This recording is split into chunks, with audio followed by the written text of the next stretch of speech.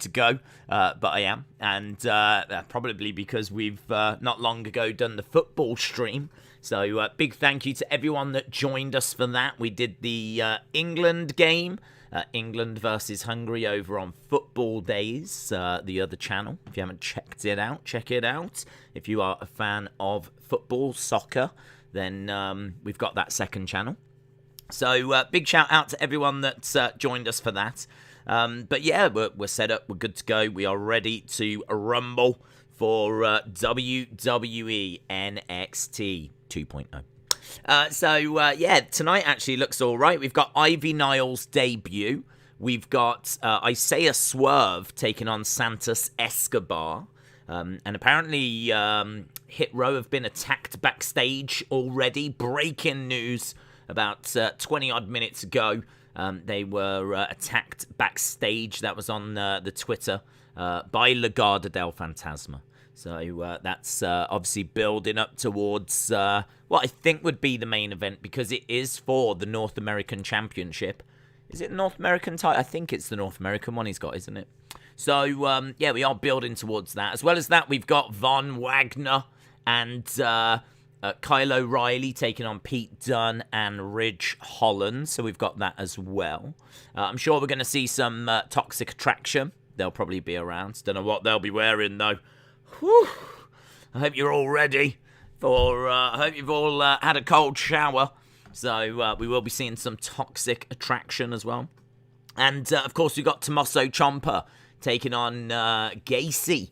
And if Gacy can win that, he will be added to the main event of Halloween Havoc, I think it is. At the moment, it's Bron Breakker versus Tommaso Ciampa. But Joe Gacy wants to get added into that match. If he beats Ciampa tonight, he will be added. So that'll be interesting. I've got a feeling he will be added. But I don't quite know how he's going to beat Ciampa. It's going to be a bit weird to see Gacy in only, his second match beat Tommaso Ciampa. And maybe we see a bit more of Parker, or Harland, as he goes by now. Maybe we'll see a bit more of him also.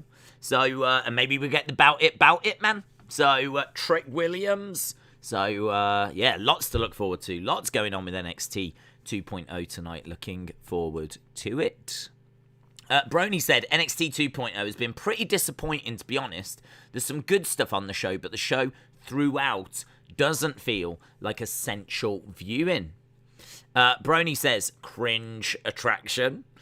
Everyone jumping in, saying hello. Taboy said, I am always ready for Gigi Dolan.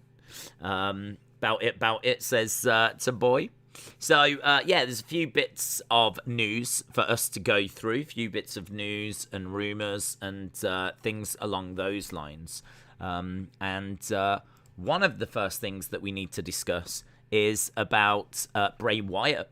So, news is breaking through that Bray Wyatt has not had talks with AEW. This has come from Tony Khan. Tony Khan has revealed this news, that he hasn't had a chance to speak to him yet. This was an article that I saw. I was sent actually on What Culture. And it was on the WFAN Moose and Maggie show. I mean, we're all tuning into that. There's no two ways about it. I never miss an episode of WFAN's Moose and Maggie show. How Moose and Maggie actually got together, I'm not too sure. Did Maggie just fall in love with the Moose one day? Did the Moose attack her, but their feelings changed over time? I don't know, right? It's very strange that an animal and a woman would get together, and not only that, go on to host a radio show of some sort.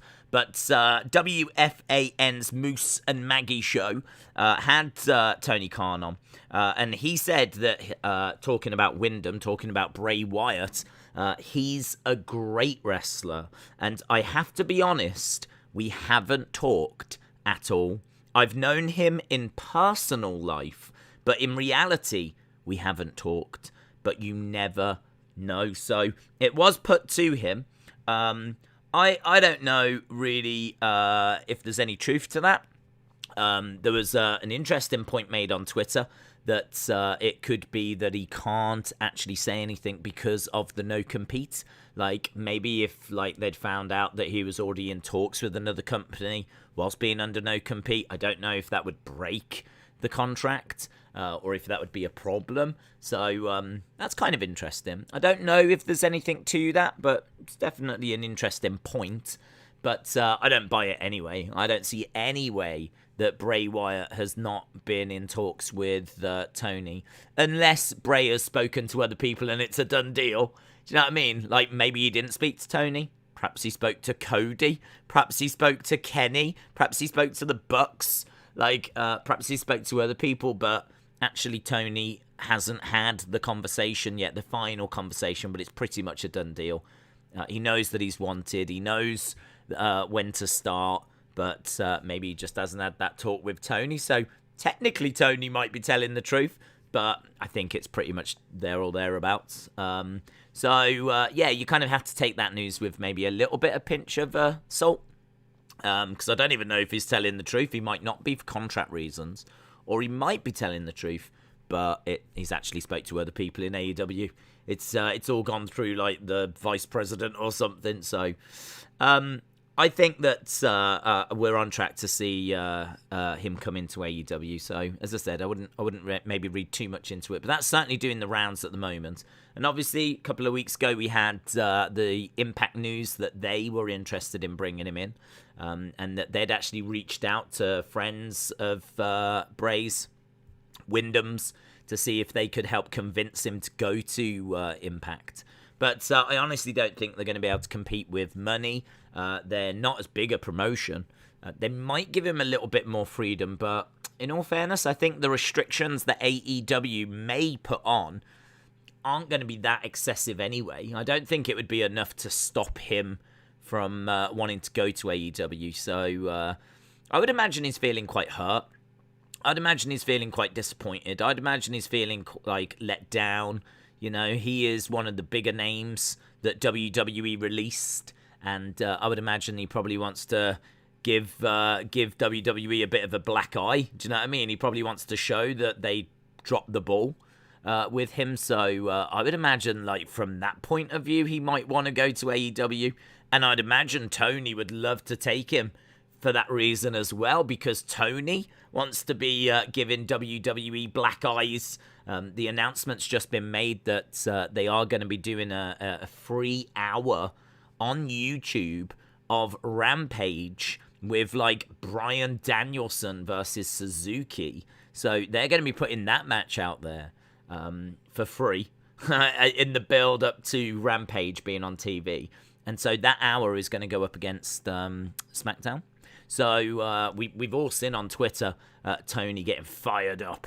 Tony's in war mode, isn't he? So it wouldn't surprise me if he did bring in Bray, because I think he probably has seen the impact that he had on social media. But also, I think anyone that wants to help stick it to WWE, I think Tony would be interested in. So that might be how you get a job in AEW. Maybe if, like, Buddy Murphy turned around and went, look, I know that you might not think that you need me, but I really hate Vince McMahon. That might be enough for Tony to go, you're hired. You're hired. Welcome to the team. Well, you're going to fit in. You're going to fit in. I think take it with a pinch of salt about the Bray Wyatt news, but interesting all the same.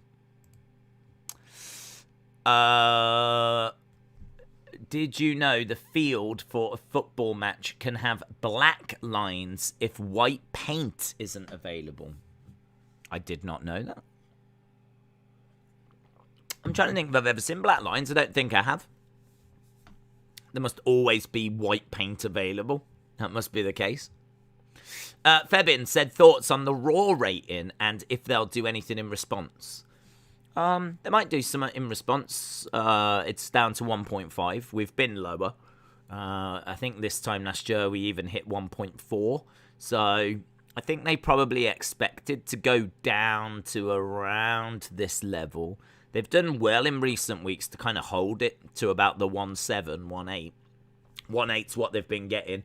And even with the NFL starting, they've been able to kind of keep it up there. But to be honest, this show just wasn't strong enough. And I don't know if they kind of took a hit this week on purpose. I don't know if they thought Big E was going to be a bigger draw. I have no idea. But I don't think that tag match was, I don't think the Usos against Big E and Drew in a match that really didn't mean anything. I don't think that was enough of a draw to keep people around. And as we said, I can tell from the analytics that it wasn't doing that great. I could tell from the analytics that people were not sticking around for the main event last night. So I think I even said during the stream I wasn't expecting the rating to be that good. And it's coming at 1.5. So I think they likely will do something to try and turn that around. Because they definitely are not going to want that to fall any lower. They will not want to go back to 1.4 levels. So they're just in a battle, the same battle they have every year with the NFL. So it's just a little bit tricky for them. But I think once the draft happens, we're not far from the draft. It's just an awkward time, isn't it? Because you can't really start new feuds. You can't really start stuff. You might be able to wrap up a few things, but you can't really get anything going. You can't really introduce anything. Because we are so close to the draft and the whole roster's changing, so it'll be all right. They'll get it back to where it needs to be. What was that women's tag match? Who won it? I don't even know who won it. It was I think it was James Chadwick that was saying he was enjoying that, and I can kind of understand what he's saying because it was just a glorious mess. And none of the teams could work together. It was basically a fatal four-way that for some reason they were desperately trying to make a tag match.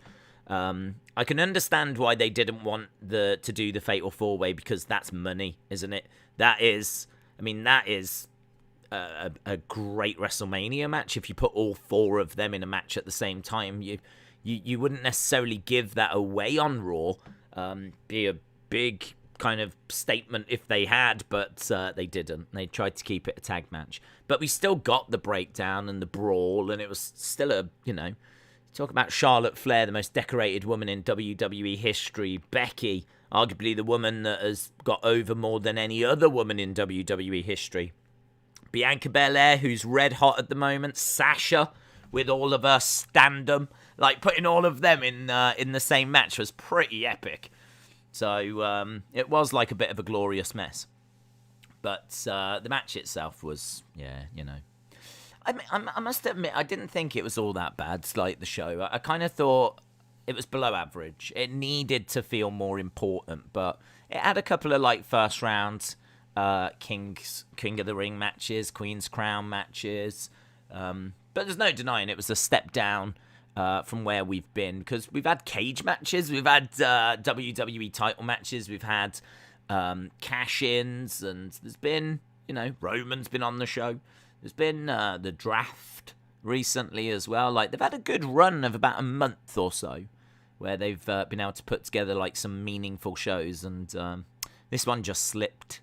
So I don't know if they're going to revisit the booking. I mean, they almost certainly will, because Vince does even an hour before the show. Even as the show's on, he revisits the booking. So I'm sure he will take a good look at next week's show. James Chadwick, back under a different account again, says, who doesn't love an all-out fight? All out. There we go. Look, James Chadwick. AEW, James Chadwick's All Elite. Harley said, awful.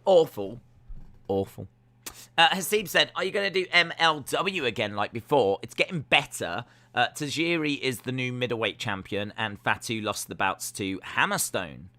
I don't know why it stopped, to be honest. I can't remember what happened and why we didn't cover it. I think it's because the hour before, this hour, people really seem to enjoy, and people seem to really appreciate sharing their thoughts and asking some questions and chucking some theories around. And I think trying to watch MLW the hour before was a problem. It wasn't working, simply put. So I think we are probably not going to revisit it, would be my answer.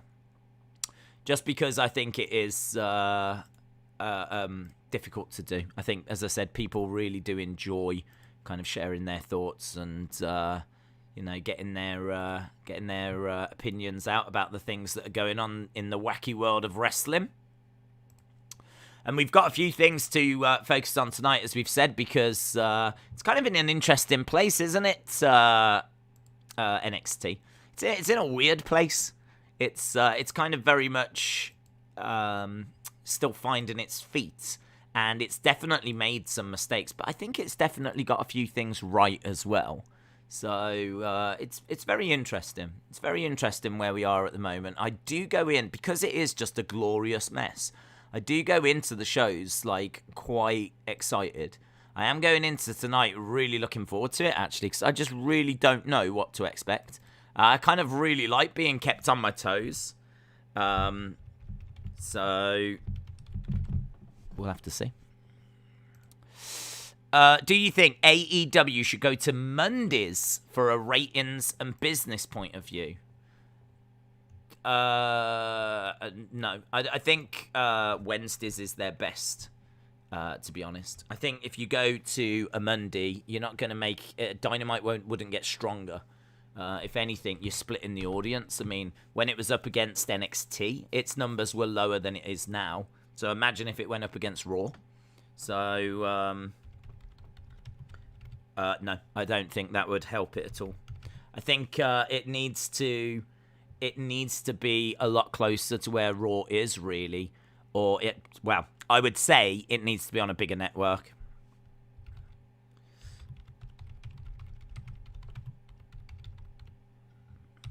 Let me just pop this in. So, yeah, we are building towards NXT. In regards to that question, as I said, they need to go onto a bigger network. If they go up against Raw, I know that AEW's got a very firm fan base, but I don't think that there would be much of a battle at the moment. I think Raw's pretty much established on a Monday night. And I believe it to be on a bigger network. I believe USA is a bigger network than what TBS is or TNT. So I don't think that would be the wisest of moves at the moment. James Chadwick said, I think AEW should either move Rampage to live after Dynamite or make Dynamite 3 hours. Primo said the hourly breakdown for Raw was hour 1 and 2 did 1.5 and 1.6. The third hour did 1.5. The numbers didn't drop, just tough competition. Well, they did drop. They dropped from hour 2. What I saw was that a curve. So normally it stays. The analytics that I look at, like for the stream, we tend to rise as we get towards the show, and then we kind of level off. And if anything, towards the end, when you've got a juicy main event, there might even be a little bump. Like, you might even see a little increase at the end. You might get a little wobble throughout and then, like, a little increase. But that's what you tend to get. Last night, we saw it go up and then drop off. So you're telling me that it went from 1.5 to 1.6 to 1.5, which would be in line with what I saw, which was like it peaking in the middle and then coming back down again. So, as I said, that's not normally what I tend to see analytics-wise.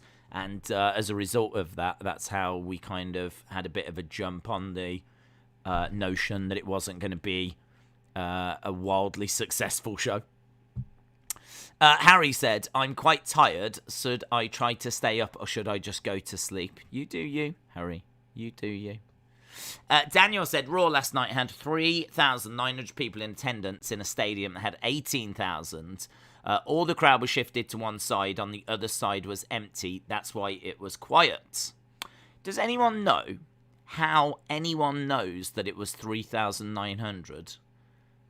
Like, I've not seen that attendance reported by anyone. I've seen one video where someone has posted that the one side was empty, and they've put that it was 3,900, but I have no idea where they've got that number from. That I just questioned that last night because I saw that video and it is empty. The one side is empty. There's no denying that. We've seen that before. But I don't know how they managed to get 3,900 as a number. James Chadwick said, Raw was okay. It wasn't terrible, but it wasn't great either. Did you see the fight between England and Hungary? The match. I saw the football match, yeah. We watched it over on Football Days, the second channel, the football channel. If you're a fan of soccer, join us on Football Days. I was going to say Soccer Days on Football Days. The brand new channel from the people behind Wrestling Days. Me. Oh, I've got a question for you as well, right? I was looking at doing maybe, don't get too excited, but I was looking at doing maybe a video about AEW figures, because I haven't done one. So I haven't done one that looks at like all the figures they've released so far. So the idea's there. It's in there, right? I'm looking at the figures and I'm going, okay, we could maybe do a video here. That might be quite interesting. I don't think I've ever really shared my thoughts on their figures. So it'd be good to have a look at the series, have a look at, like, you know, I don't know, the first 5 series. I don't know what they're up to. But look at the first 5 series, the exclusives, have a look at the chase figures, blah, blah, blah, blah, blah, right? So that was in my mind. But what I need, or what I would like, is and it's very simple. It's very simple. But do you think I can find it? Nope. I would like an AEW chant, right? The crowd chanting AEW. I can't find one. I can't find one. I watched CM Punk walking out, right? I've rewatched that clip of CM Punk coming out. They chant CM Punk. They chant holy yeah, but they do not chant AEW. I went back to the first episode of Dynamite. They are chanting AEW, but Jim Ross talks all over the top of it.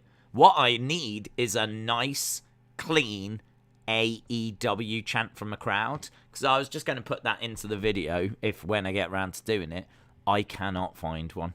I've even Googled some of the top AEW matches to see if I could find any information about like the best matches. Could it be that they've got AEW chants in those matches? I've gone back. I must have watched about 10 matches in their entirety. I cannot find any AEW chants. And now I'm starting to go like, hang on, I swear I hear these every single week. Why can I not find one? I've been all over their YouTube channel. I've gone back to several different AEW Dynamite episodes. I can't find one. I've managed to get a couple, and then the commentators talk all over the top of them. So it's kind of like, you know, when the show starts and you got the crowd going, AEW, AEW. But as soon as they come in, you got Jim Ross, you got Tony Schiavone talking all over the top of it. All I wanted to get was just a little clip of like an AEW chant, just to play, like, you know, at certain times in a video or something. It's always worth having. You never know when you might need it as well for different things. But if anyone knows of one, then feel free to let me know. You can find AEW chants after Fiend versus Seth at Hell in a Cell. On Raw, I heard an AEW. Wow, I haven't gone over. I thought like a passionate AEW chant from AEW fans. I thought I'd likely find that easier than trying to find like the odd stray one that's been on Raw. But there was ones at the end of that Hell in a Cell match. But don't make me go back and watch that. Daniel said AEW is always chanted as soon as the shows start, and when the pyro goes off, they chant it every single show. I'll have to just go and watch a few more starts then, and just hope that the commentators don't talk all over it. So, as I said, I watched about 10 episodes, just random ones, because I feel like I hear it at least once in every show. So I've watched 10 episodes, and there's no usable clip. I don't even need it that long. I just need, like, you know, just need to hear it, like, a few times. Like, 3 times or something. AEW, AEW, AEW. That would be fine. And I can't get even that until some commentator jumps over the top or a bit of music kicks in or something like this. Like, I'm just trying to get like a nice clean. So if anyone is aware of one, feel free to just let me know. Let me know, because it would help. Because I reckon I've spent an easy 3+ hours already trying to find one. You watched 10 random episodes of AEW. Yeah. I mean, I'm not going to lie. I did skip through certain matches where I thought they ain't chanting AEW during this. You know? You know when you get to like certain matches and you go, there ain't no AEW chants happening here. So I did skip through some of those. But yeah, I've gone back through about 10 different episodes. You're going to need at least 3 hours to review all the Cody figures that he's got. Do you think if Rampage went live, Tony Khan would need to spend more of his own money? Because I can't imagine TNT paying them. If Rampage went live. Well, they did do Rampage live, didn't they, for a bit? So, Rampage, I think, did go live. But, I don't know if they will look to go back to it going live. To be honest, this is just a weird week, isn't it? This just, for some reason, SmackDown's got that extra half an hour. And that seems to have upset Tony Khan. Which I suppose I can understand. But, yeah, it was a bit of a strange one. That we were getting this head-to-head this week. It kind of really came out of nowhere.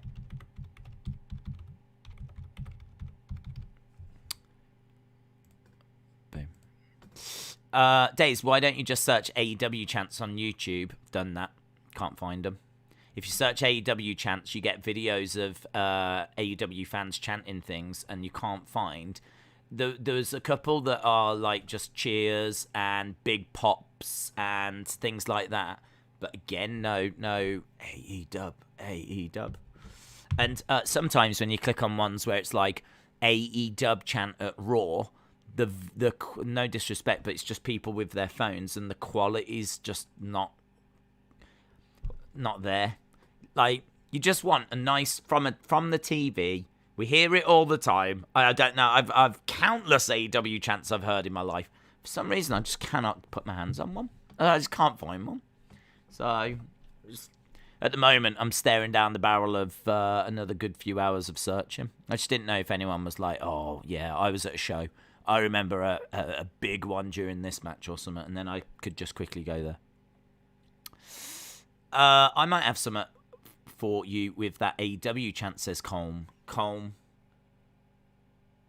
don't know if you can get into the comments below, but if you think you know of one, if the comments are open, drop it in the comments to this video, because after the video, I'll go there, and if anyone's been able to go, try this, try that, I'll use that as a tick list. So, yeah, if anyone's aware, don't go. I'm not asking people to go out of their way. It's just, some of you might have been to shows. You might remember thinking, like, God, that's a loud chant or whatever. And you might have made a mental note. The kind of thing I should have done, really, considering I always need those kind of things for videos and whatnot. Tree Trunker said, how do you think the SmackDown and Rampage head-to-head is going to end up? How do I think the SmackDown Rampage thing is going to end up? I think it's going to be quite close. I think that WWE are on FS1, which is not great. I think that we are building towards quite the battle, actually. I don't think that the extra hour is going to do that much. I mean, I will probably put it on because it's got Bryan Danielson against Suzuki, and I think that could be fun. So I saw there was a lot of excitement for it. But I don't know how many people are... Surely a lot of people will just watch both. Like, if you're into SmackDown and you're into the Roman story and you watch SmackDown, you might, like me, be tempted to go, oh, I'd like to see the Bryan Danielson match as well. Well, just have SmackDown on TV and have the thing on the laptop. So I don't think that it really does change anything. But I do think it'll be quite close because I think Rampage I can't see much of a reason why it can't get 500,000 again. And I think as well, we should be looking at WWE being on FS1, probably being around 1 point something million. 1 point something million. It'll drop drastically from its normal 2 million. So it might only be about, there might only be about 500,000 in it. Might only be 500,000 in it. Which I know is still not that close, but it's closer than it normally is. So, and plus also, I don't actually know if the extra half an hour is going to hurt them. I know it sounds crazy, but it's your rating is done on the average. So, like, normally you start off high, and as the show goes on, your kind of rating might go down. Sometimes, you see it fluctuate, whatever. But this is going to start off high, SmackDown. It's going to go through its normal whatever, but then it's got an extra half an hour at not a great time.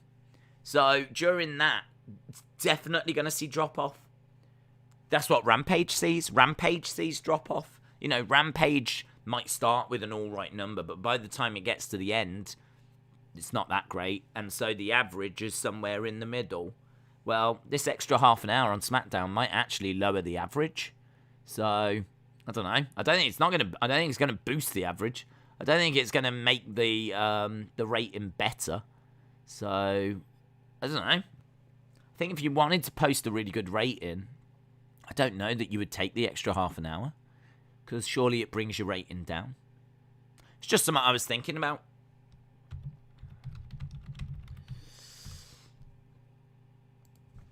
The last 30 minutes of SmackDown will be commercial free. God, they're not even getting money for it then. What's the point of it then? I don't understand. What's the point? Because I don't think it's helping ratings at that time. And they're not even getting commercial money for it. Unless they get the commercials just before it or something. Like, maybe we get the commercial at the end of the normal show, and then we go into the next half an hour, and maybe it gives them money. And maybe normally it doesn't, or something, I don't know. They must be getting something for this.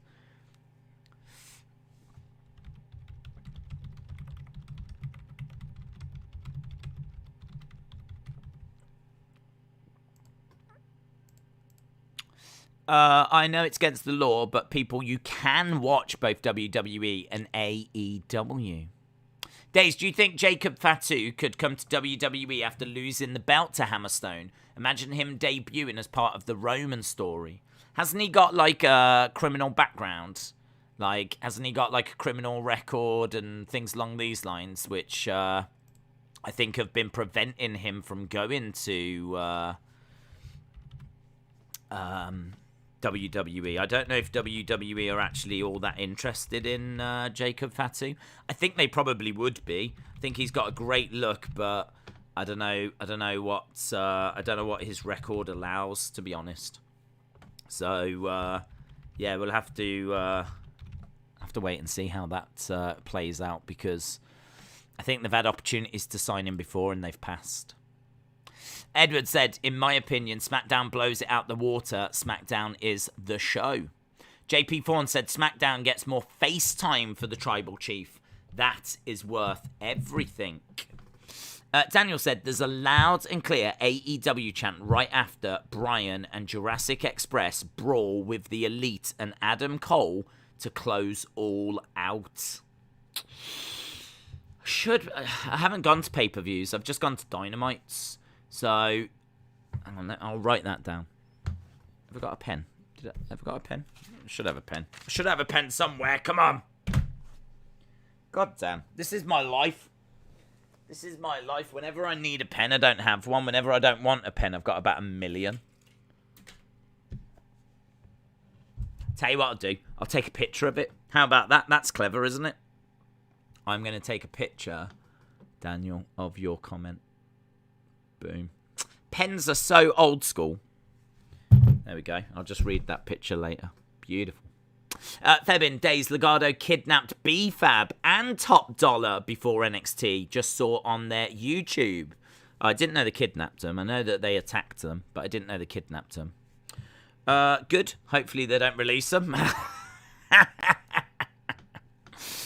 Elias99 said, if we do get the Friday Night Wars, hopefully Raw gets involved somehow, because I feel Raw is being a bit left off. I don't know that there will be Friday Night Wars, to be honest. I think this might just be a one-off. This might just be a kind of exception, as WWE, for whatever reason, get moved over to FS1 and have been presented with an opportunity to try and get an extra half an hour. So, yeah, I don't know. Do you think there's a chance we see a fatal four-way winner at Crown Jewel for the women? I don't think so. I'm not expecting that. I think we've pretty much got the matches that we're going to be getting. Isn't it possible to get the AEW champ? Isn't it possible to get the AEW champ? If there's any commentary on music, can't you just cut it out? No, I don't. I wouldn't even know how to do that. I mean, if you've got the AEW champ with the commentary on music on top, I mean, you would need it all going on different lines, wouldn't you? Really? Like, you'd have to have the chant, and then you'd have to have commentary, and then you'd have to have music, and then you'd have to have the ability to take those two away. I have no idea how you would, or even if you could. I'm sure you could. I mean, you can, edit pictures, so can you edit sound? I mean, I know you can play with it, but something like that is just proper beyond my capabilities. That's like James Bond stuff. The Sweet Trini said, I think the reason behind the extra half an hour is simply to allow for many people who would tune into Fox at 8 to then spend half an hour searching for SmackDown. Miss Cowan 1 said, I enjoy a good dribble. Well, I have told you, Miss Cowan, you need to go to the doctors, because honestly, if you've had a tinkle and you've had a shake and you've left it half an hour, and there's still a little dribble, it's not good. It's not good. A little dribble straight after is absolutely fine. Like, men of our age, do you know what I mean? 21, you might get that. But, honestly, half an hour after, that's a concern. So, make sure that you are going to your GP. Joseph said, do you know anything that's happening on NXT tonight, Days? I know everything that's happening on NXT tonight, and by everything I mean some things. So we've got North American Championship match, Isaiah Swerve taking on Santos Escobar. We've got Ivy Niall making her debut. We've got Joe Gacy taking on Tommaso Ciampa. If Gacy wins, he gets added to the NXT title match.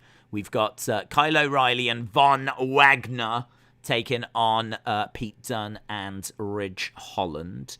And we believe that we'll see Toxic Attraction just for sexy times. And that's about it that I know, or I think what's been announced. Miss Cam 1 says, but I enjoy it, Days. Oh, well, you knock yourself out, buddy.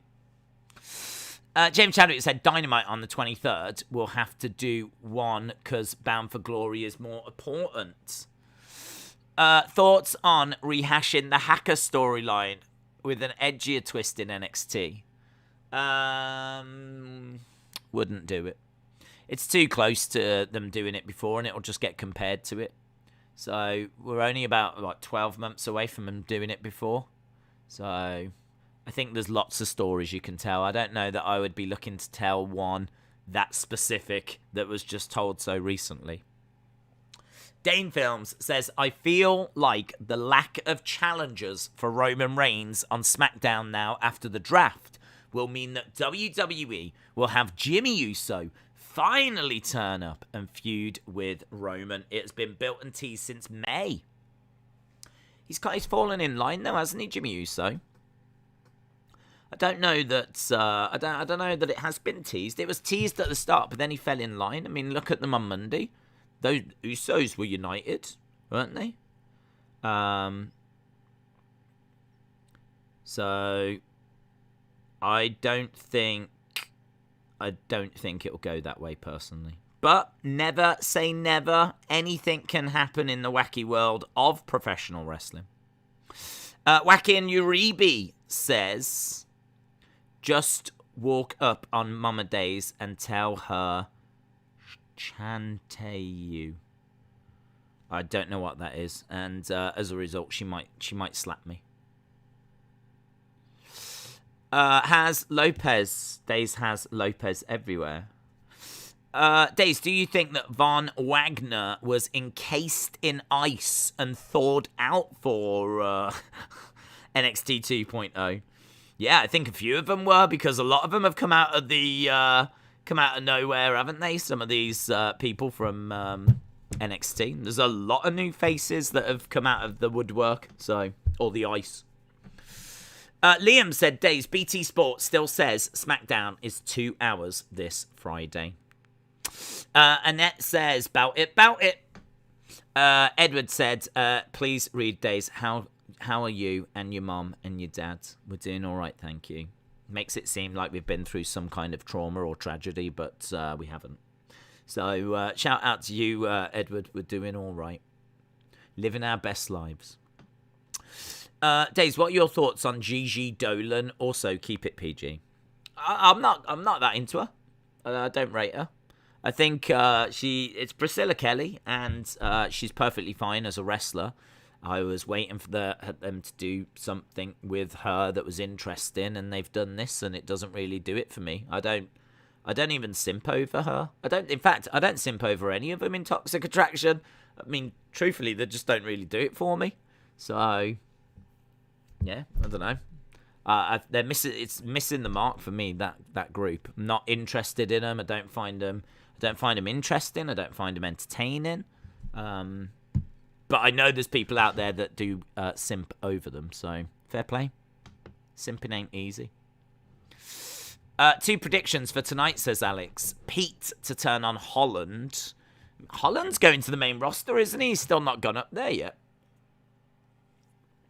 They must be waiting for the draft to properly kick in, but we have seen a few people go into different brands and popping up where they're going to be going and whatnot. So I suppose I was quite surprised that we haven't seen him up there. But then we haven't seen Aaliyah either, have we? So they must be waiting before they call people up. So you think Pete will turn on Holland? Makes sense. And Brock Lesnar looking dude is going to help Gacy. I like that. No, dude, I like to see my friends, family are doing much love. Days, do you think Toxic Attraction should get called up to Raw or SmackDown? No, because they're not going to bring anything of value to Raw or SmackDown. And they've only been together for all of 5 seconds. So I wouldn't be calling them up. What was your thoughts on King and Queen, how that's going? I would like the women to have had more time, but I'm not down on it. I'm just pleased they've got the tournament. And I think that we've had a few upsets. It's made it quite interesting. It's not predictable at all. I mean, I still can't believe Liv Morgan was eliminated. So we've got Doudrop against Shayna.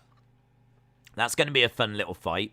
And Zelina and Carmella, which is heel versus heel, is still quite interesting because we've got a bit of a backstory. What with them working together, they've been quite close. So seeing them two go at each other might be quite interesting. So I don't know. I can't quite get a read who wins that. I'm pretty sure Shayna gets through to the next round. I mean, she should do because she's been presented like a killer. So you could go with Queen Shayna because she is the Queen of Spades. You could go with Doudrop because, do you know what I mean? She came in, she was bullied by Eva. Now she's being intimidated by Shayna. So you could go with Queen Doudrop as a feel-good thing. I don't think you would go with Queen Carmella or Queen Zelina. I don't see that. I think the winner comes from either Doudrop or Shayna. I'm thinking Shayna because then she can feud with Charlotte after on SmackDown. Doudrop, I believe, goes to Raw. So I'm thinking it's going to be Shayna, but yeah, it's not set in stone. In regards to the men's tournament, we've got... I wish it was Xavier versus Kofi, but I understand why it isn't. So we've got Xavier taking on Jinder. Xavier should win that. Then we've got, on the other side, Finn Balor versus Sammy. Expecting Finn to win that because Sammy can't go to Saudi Arabia. That's going to have Finn versus Xavier. That's tough. That's a tough one to call. I think it should be Finn. I know everyone's going to say it should be Xavier because he wants it and blah, blah, blah, blah, blah. But I think Finn's just had a big loss. I think Finn's had a big loss against Roman. We're worried that he could slip down the card. I love the idea of the Demon King being king. I really like that. And I think Xavier really doesn't need it at the first time of trying. Yes, Xavier should win King of the Ring. Does not have to be this year. So I personally would go with Shayna and Finn Balor. But, you know, it's quite interesting. I mean, I like tournaments like this. I find them interesting. I do think they could be treated better. You know, the women could have more time. It could have been bigger. Could have been, like, some interesting stipulation involved. Like, as we said, matches can't go longer than 5 minutes. Something along those lines. Could have been quite interesting. But instead, it's just, you know, it's been around for a couple of weeks. We're going to get through to the final. And that'll be it. They'll then be stuck with the king gimmick that doesn't mean anything for, you know, 12 months or however long. And king and queen. And, yeah, I don't know. I do like it. I just wish they treated it a bit better. Mark said, yeah, I agree, Days. Finn should win. Sean Reset said, Xavier has never won a championship. This is his championship. Well, he's won tag titles, and he's won a lot of them. Not winning a mid-card title, I agree. This would be it, but I think, I mean, look, realistically, is he going to become a world champion? I would have to say no. I don't think he is, because I think there's always going to be people that are ahead of him. So I don't think that Xavier Woods is going to become a world champion. So realistically, he can win more tag titles. He can win King of the Ring. He can win a mid-card belt.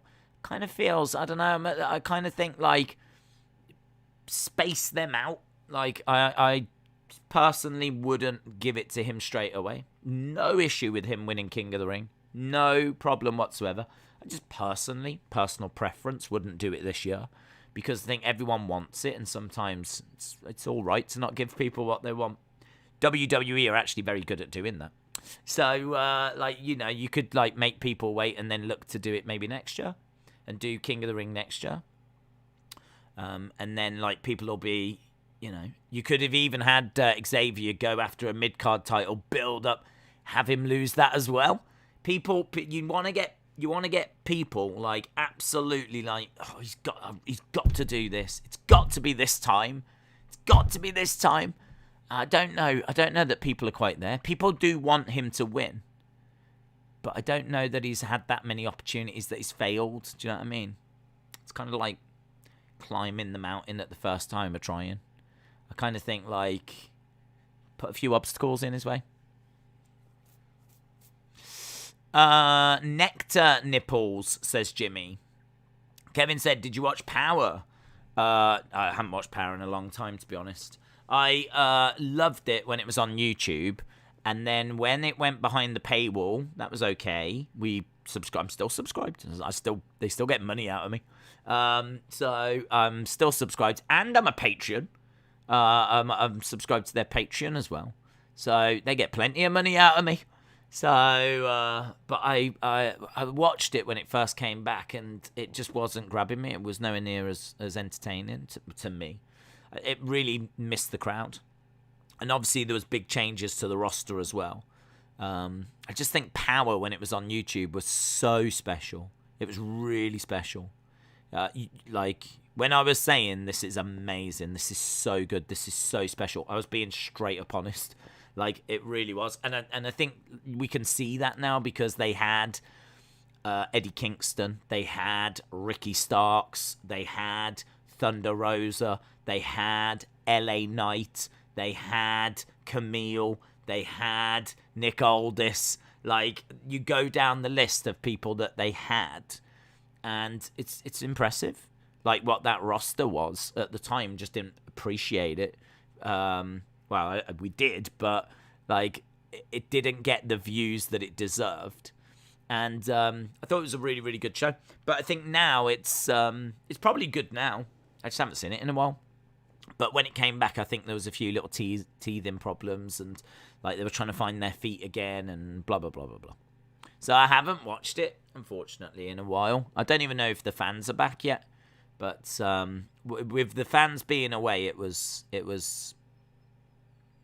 not as strong. Let's put it that way. Hasib said, let's be honest, King Finn is more exciting with the prospect of what we can get other than King Xavier. Sean Reset says they had Wade Barrett and Eli Drake also. Yes, they did. Big Time Baxter said, do you think WWE is going to have Carmella use her mask to get to the finals and win? I feel like she will do a royal celebration on Raw that Liv Morgan is going to interrupt. Do you think WWE is going to have Carmella use her mask to get to the finals and win? I think she'll do a royal celebration that Liv Morgan interrupts. They could go that way. They could go that way. I don't think they're going to go that way, but they could go that way. I think the winner comes from Doudrop or Shayna Baszler, personally, but they could go with Carmella and Liv and do a little feud like that way. Rumours are that Liv was meant to win it, so I don't know where Liv is in Vince's kind of thought process now. I don't know if he regards her that highly, or if he's really down on her now, or I don't know. My voice came back a little. Jackson, shout out to you. Trevor Murdoch won the NWA World Title. He did. I did see that news. That was cool. I always liked Trevor Murdoch. He was cool. So yeah, fair play. I respect the fact they pulled the trigger on him. Didn't he put his career on the line? This is my point. Imagine if Xavier did that. It's brilliant. Imagine if that's brilliant. Imagine if Xavier fails at King of the Ring, right? Starts getting frustrated, tries to win a mid-card title. He's like, look, I've got to prove myself. I've got to prove that I can hold my own. I don't want to be seen as like the weak link in the New Day. I've got to show that I can win a title, a championship, something on my own. And build a story of him trying to do that. And fails, right? And he's really down. And the crowd are going to be desperate for him to do it. And then put him in a title versus career match. Title versus career. Him versus Shinsuke or something. Him versus whoever. Xavier versus whoever. Title versus career. He either wins that mid-card title and proves that he is capable of winning something on his own, or he loses his career. He has to retire. And then I'd have him lose and he retires. No, I'd have him win then. I'd have him win. And everyone would celebrate. And everyone would be super happy. And they'd be like, wow, what a moment. That's the kind of way that I would like to book it. As I said, rather maybe than just giving it him at like this, what feels like first time of asking. I can't remember him having too many like title shots before now. Days, did you hear Courtois' comments calling out FIFA and UEFA for not giving players a rest after the third place playoff, saying we're playing pointless games, when will we get a rest? Well, I mean, look, that's something for them to discuss, isn't it? If they want to get rid of that, I would disagree that the third place is pointless, because I only found out earlier that England finished third in the Nations League because I completely forgot. I remember we reached the semi-final. I suppose that does kind of also make the argument it is pointless. If I didn't remember that we finished third, then that does make it pointless, doesn't it? But I'm really pleased that we finished third. Like, now I've looked at it and we were like the third best team in the first ever. Like, we were bronze in the first ever Nations League. We would have got a medal. If this was the Olympics, we'd been on the podium. So I kind of like that.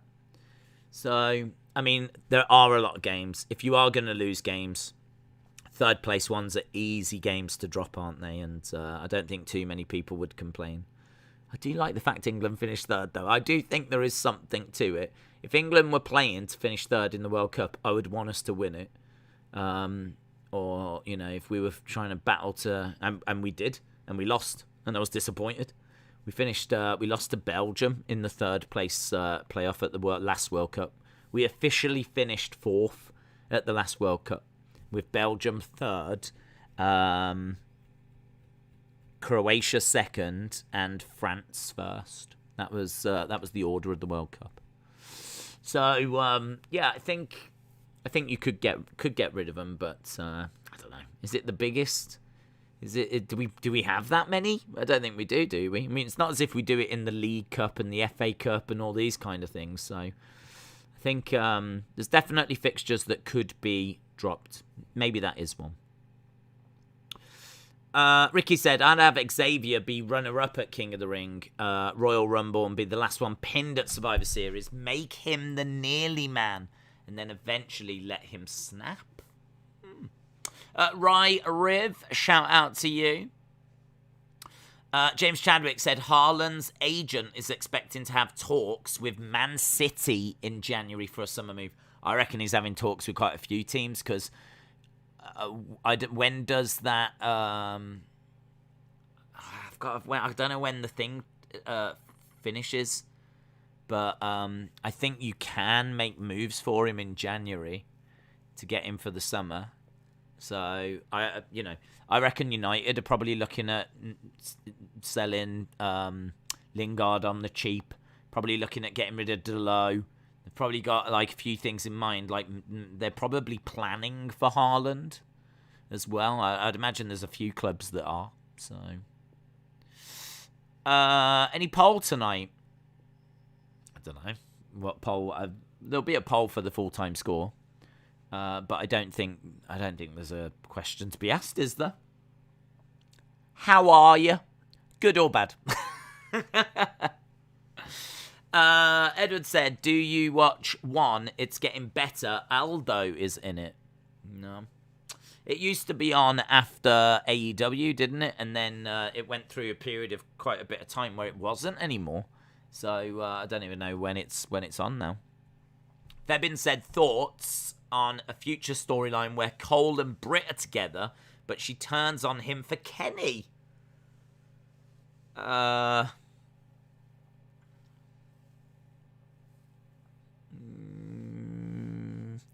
could do it.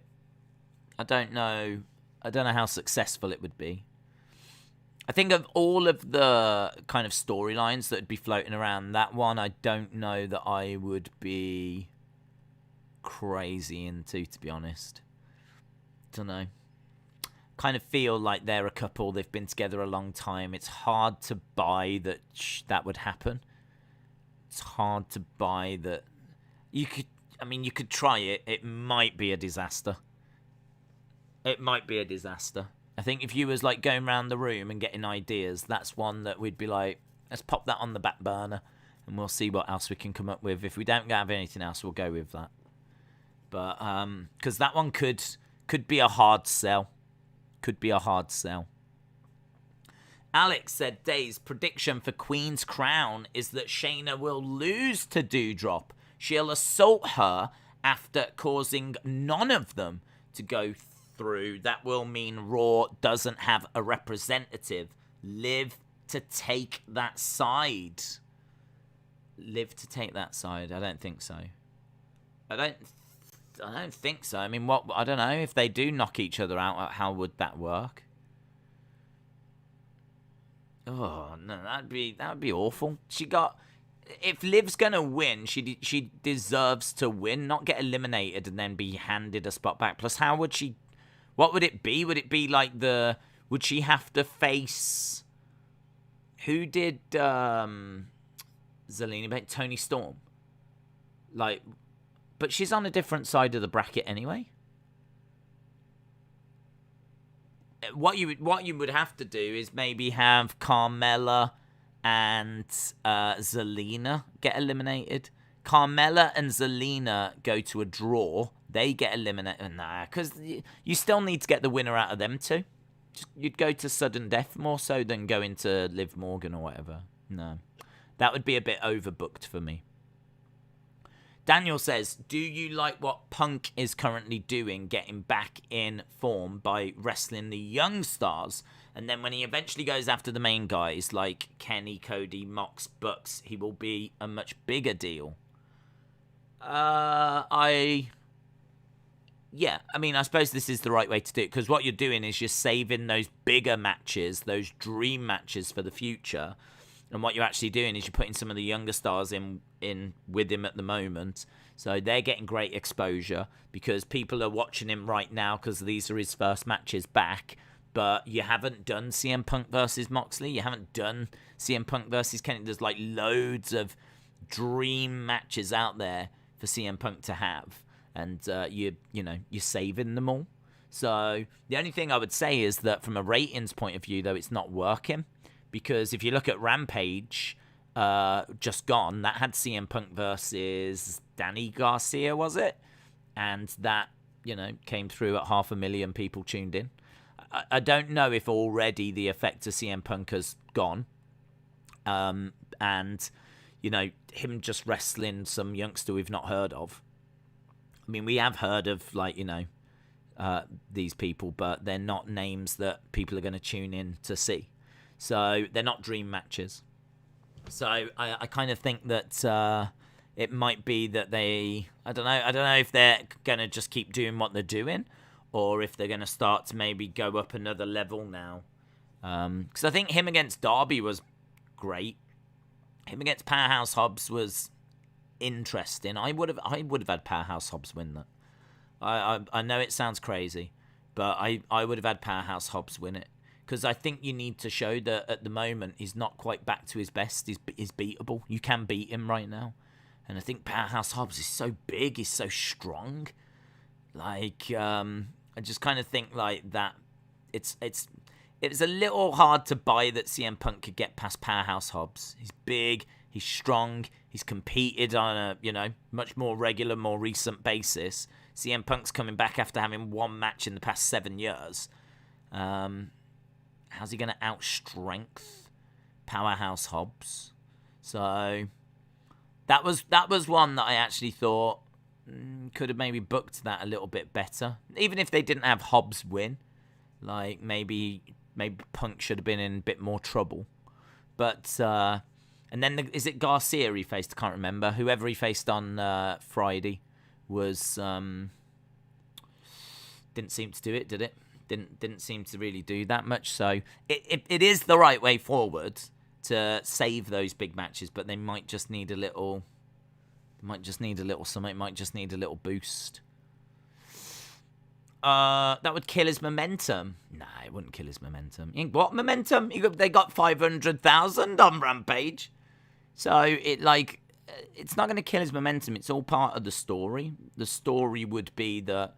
He's not where he needs to be. I mean, think what that would do to Powerhouse Hobbs. Powerhouse Hobbs could go around gloating that he's just beaten CM Punk. That'd be great for Powerhouse Hobbs. It also means you can't take these kind of matches for granted because anything can happen. So what, is CM Punk about to lose his next match as well? Like, what's going to happen? And it would have then, made the next match, the one on Friday, that would have been a bit more risky because I don't think anyone expected him to lose on Friday. I think him just going out there and beating people is kind of part of the problem.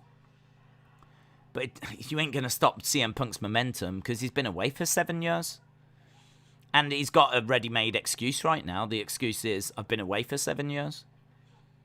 I'm not 100%. I know I'm not 100%. I'm being tested to my limit. These guys are, there's no easy fights in AEW. That would have been how I would have gone. They've stole B-Fab and Top Dollar. I don't know if they've took them to Disney World or what they're looking to do. Hopefully we get some vignettes tonight. Maybe seeing them Islands of Adventure. Maybe they're going to go down to Kennedy Space Station, have a look at the rockets. Maybe they're going to go to Miami Beach. There's lots of stuff that you can do in Florida. They are going to have a lovely day. If anything, I would imagine Isaiah Swerve, when he chases after the car, is chasing them to see if he can go with them. I don't think he wants them back. I think he just wants to have a lovely day out with them, to be honest. We've got big NXT crowds. Hit Row might not make it to SmackDown, said Shola. Is this Gacy? Guys, it's time to go to our safe space. Time for Gacy.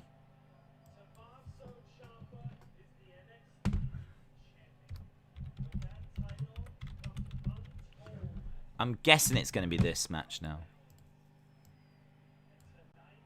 Tonight. In this safe space. Acceptance, inclusivity, equality. No Pants said, someone call the cops and report a kidnapping. Vin said they went to the island of Cringe Row where gimmicks go to die.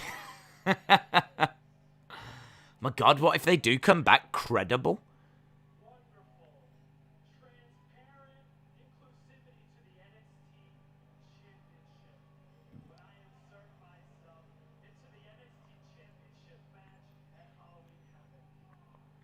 Okay. This is for all of you. Thank you. Thank you. Thank you, Joe Gacy. He's doing this for all of us. Legend. Hit Row aren't bout it anymore. Told you, man. They've probably gone to International Drive and hit some of them massive gift shops they've got. Some big gift shops in Florida. Full of tat. Absolutely. You've never seen so much tat in your life. Awful shirts. Awful. The kind of shirts that you buy and then you're even embarrassed to sleep in. You know, like big giant ones that have just got like Mickey. Not that I bought any. If Gacy wins, this would be an upset. Wonder if he'll use the most devastating move in all of professional wrestling. Retribution said, I was watching Squid Game. I'm on episode 2. I've stopped watching now for NXT. I thought episode 2 was actually one of the weaker episodes. So, yeah. Don't let if you feel that way as well, don't let it deter you. Episode 6 is amazing. Gacy gets backed into the corner. According to Punk, he's been away for 16 years. No, that's true. Daniel said, who do you think will think a step up in competition for Punk would be without it being a main event guy? Someone with a credible name but not a massive star in AEW. I suppose it is the Powerhouse Hobbs level, isn't it? But I don't know if... Is it Garcia? I can't remember who he faced. Or was it Dante Martin or something? I can't remember. I kind of feel like they're all a level down from Powerhouse Hobbs. I think Powerhouse Hobbs gets quite a bit of TV time. Maybe Ricky Starks would have been alright. Ricky Starks isn't a top guy, is he? He's kind of like... He's not top main event guy. He's been around for a little while. So Ricky Starks would have been good. Pac. What about Pac? It's not really around the main event. So Pac would be one. Miro, I'm guessing, is one for the future anyway. Andrade. It's not really main event. I mean, we're not talking Moxley. We're not talking Jericho. We're not talking Sammy. We're not talking that kind of level. There's a lot of matches for him. I think you just need, like, you might just need one of them names, and then you can go back a little bit lower again. But you might just need to go to, like, a Ricky Starks and then come back down again. Just to keep it Keep it interesting. The threat of losing. There's Haaland.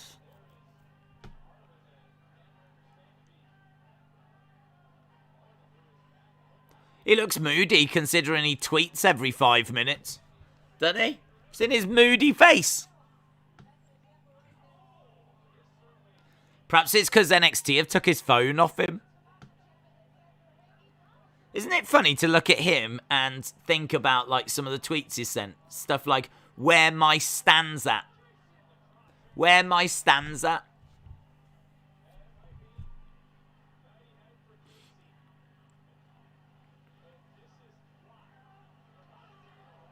I think didn't he even do a thing like, if you follow me, I'll follow you back for the next hour.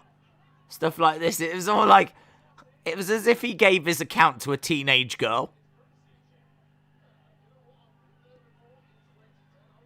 Gacy rolling out the ring. Haaland is here. Betting odds on Haaland interfering and allowing Gacy to win. Back elbow to Ciampa. Ciampa with a back elbow to Gacy. Gacy goes face first onto that announce table. I was quite depressed. England, Ukraine let me down for £730 on my accumulator because they both drew and all the rest won. It's the risk in it. That's the gamble. That's why they call it betting. Do you remember Panda Pops? I do, yeah. I never used to have them, to be honest, but I do know of them.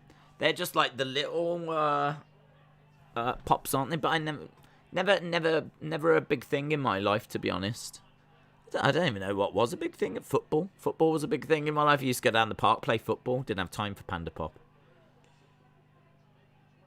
Oh my God. Do you know what you have just reminded me of, though?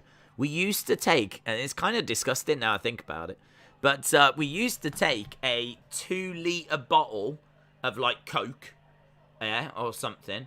I mean, if we could get real Coke, we were basically kings for the day. Sometimes it'd be, like, some cheap knockoff brand. But it would be a 2-litre bottle. We'd put that by the goal, and if ever you was dry, everyone was just drinking out the same bottle. There'd be, like, 10 different people just all drinking out of the same bottle. It's the kind of thing you did as a kid. I wouldn't really quite fancy it now as an adult. Not with COVID around. We would have dreamed of having individual Panda Pops, let me tell you. Sent on by Gacy on the edge of the ring. Sonny, shout out to you. I do remember that. Right, we've gone to commercial break. Did you see Parker in the crowds? I did, yes. Just looked up Gacy's Twitter and I saw a song selection he tweeted called A Wolf Like Me. Wolf Like Me. TV on the radio have got a song called Wolf Like Me. And it's a great song as well. Is it TV on the radio? JW said, Haaland looks like an angry man. I'm scared. I'm an amateur's what you think, so you stand there in disbelief till I dislocate both your knees. That's what happens. You step to me, not too graphic, but not PG. Lots of action in every scene. Chronics Effect, shout out to you. Dane Fintline said, Days, my favourite WrestleMania moment was Big Show versus Floyd Mayweather. It was an okay match at WrestleMania 24. Was this match also your favourite, or other matches? No, other matches. That wouldn't be that high on my list, to be honest. I think I'm never really that big on like celebrity matches. It was cool to see Floyd, but it was just like a weird circus thing, wasn't it? It's just one of those where you watch it to see how they book it. How are they going to book this? But I can't say that I was like really grabbed by it. For that show, I was way more into Shawn Michaels, Ric Flair. I think that is largely regarded as like the moment from that show. But it's a massive name, isn't it, Floyd Mayweather? It's a big get, really, for WWE. I'm sure it did help the ratings. But, no, I mean, like, Undertaker versus Shawn, Randy Savage, Steamboat, Bret Hart, Owen Hart, Stone Cold Bret Hart, like, all of those I would personally have above. But not down on that Floyd Mayweather bit. It was one of the better celebrity involvements. The thing with what I liked about Floyd was that he didn't try to wrestle, because he couldn't. I mean, he ain't going to wrestle Big Show, is he? So he just went in there as what he should have been, a boxer. Someone that's got, like, dynamite in his hands. So he went in there, fast hands, pop, pop, pop. Legit had the ability to break Big Show's nose, and did in the build. So I like that.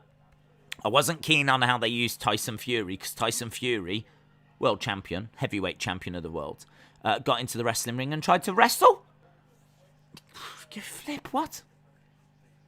It's like hiring a painter decorator and getting them to do your garden. Do you know what I mean? Like, come on. The guy's a killer with his hands. And what we're going to do? Have him do clotheslines and drop kicks. What? Like, you should have gone in there, hands up, you know, just started working the body on Braun, and Braun then would have to really think about what he's trying. That would have been a lot more interesting to me. Don't want to see Tyson Fury out wrestle Braun Strowman. But that's what we got. So, credit to Floyd, because he went in there, played to his strengths. Gacy thrown back into the ring. Do you think Gacy is some kind of madman like Funhouse Bray? I don't think he's a madman. I think that he is someone that likes to talk about inclusivity and, you know, cancel culture, being woke and safe spaces and all this kind of stuff. But as soon as the bell rings, it's, you know, the ring is not a safe space. As soon as the bell rings, he's battling to win. Couldn't quite work out his gimmick at first, like what he was trying to do. But I think I've got it now. So he talks about, like, representing people. He talks about the ring being a safe space. He talks about how there can be two winners. But as soon as the bell sounds, he is in there to win. He doesn't back up what he says. Slams down Ciampa to kick out by Ciampa. Ciampa's down. Gacy over in the corner.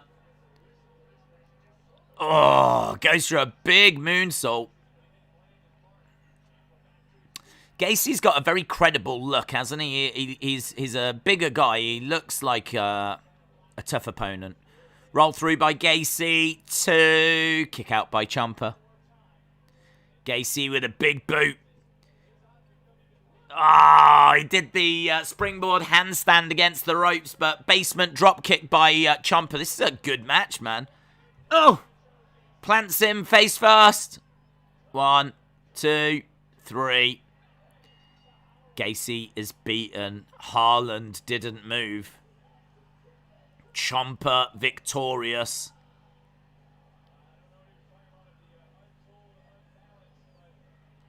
Well, there we go. It's the right result. I didn't know. I'm surprised as well. I didn't think they would have booked that match with that stipulation and then have Gacy lose. But I like it because I was surprised by it. I thought that Haaland would get involved. I thought that would be the most likely thing. Having Tommaso just win wasn't the obvious outcome there. So I like that. I like that. Oh, Haaland attacks! Haaland attacks Tommaso! Haaland grabs Tommaso. He grabs Gacy. What are you doing? What are you doing? What are you doing?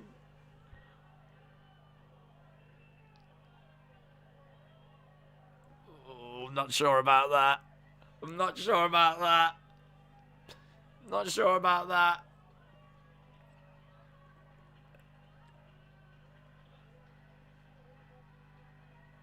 He just went like this on his face. The tender touch. The tender touch. The tender touch of Joe Gacy. Just gave him like a... one of them. And then Harlan just ran away.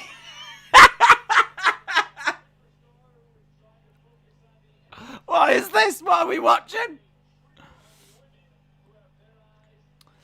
That was creepy. WTF was that? I have no idea. No idea at all. Joe Gacy just like... He's being held by the throat. And his response... Yeah, his response was to go...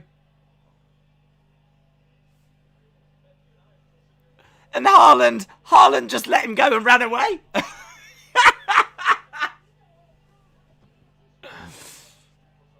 Oh, well, I don't know what they were trying to achieve. What were they trying to achieve?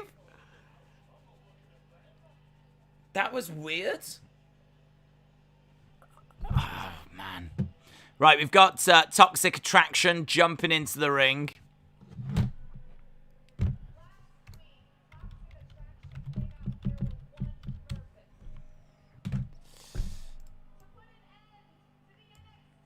Oh, we're hearing from Gigi. What's Mandy wearing? It's like some sort of lingerie top. Short shorts. She's got short shorts.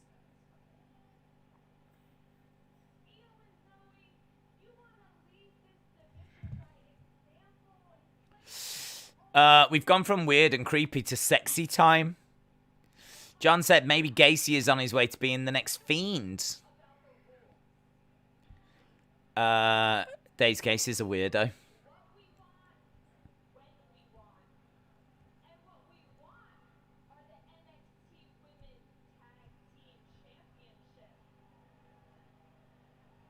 They want the NXT Women's Tag Team Championship.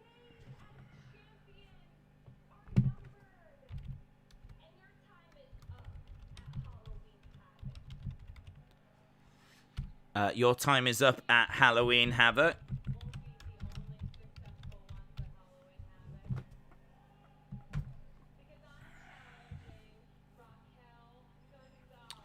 Okay, so Mandy has just challenged Raquel Gonzalez.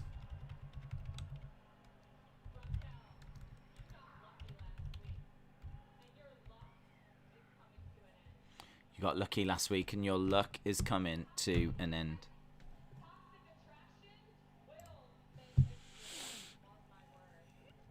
Yeah, I'm down on this group. Not feeling it. Just bored.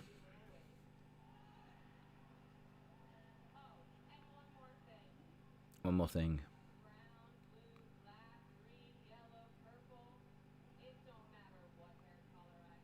Doesn't matter what hair color I have.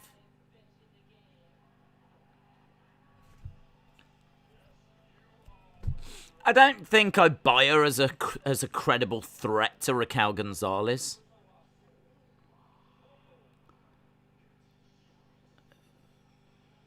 What's this? Who's this? Who's this man? What's going on now? Zion Quinn. Zion Quinn's coming. We're not waiting around here, are we? We've got people in the ring. So Toxic Attraction have just been... it's got quite the pace to it, this show. Look at this guy. Look at this group. Look at this guy.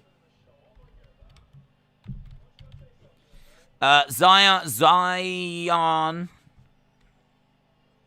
Quinn.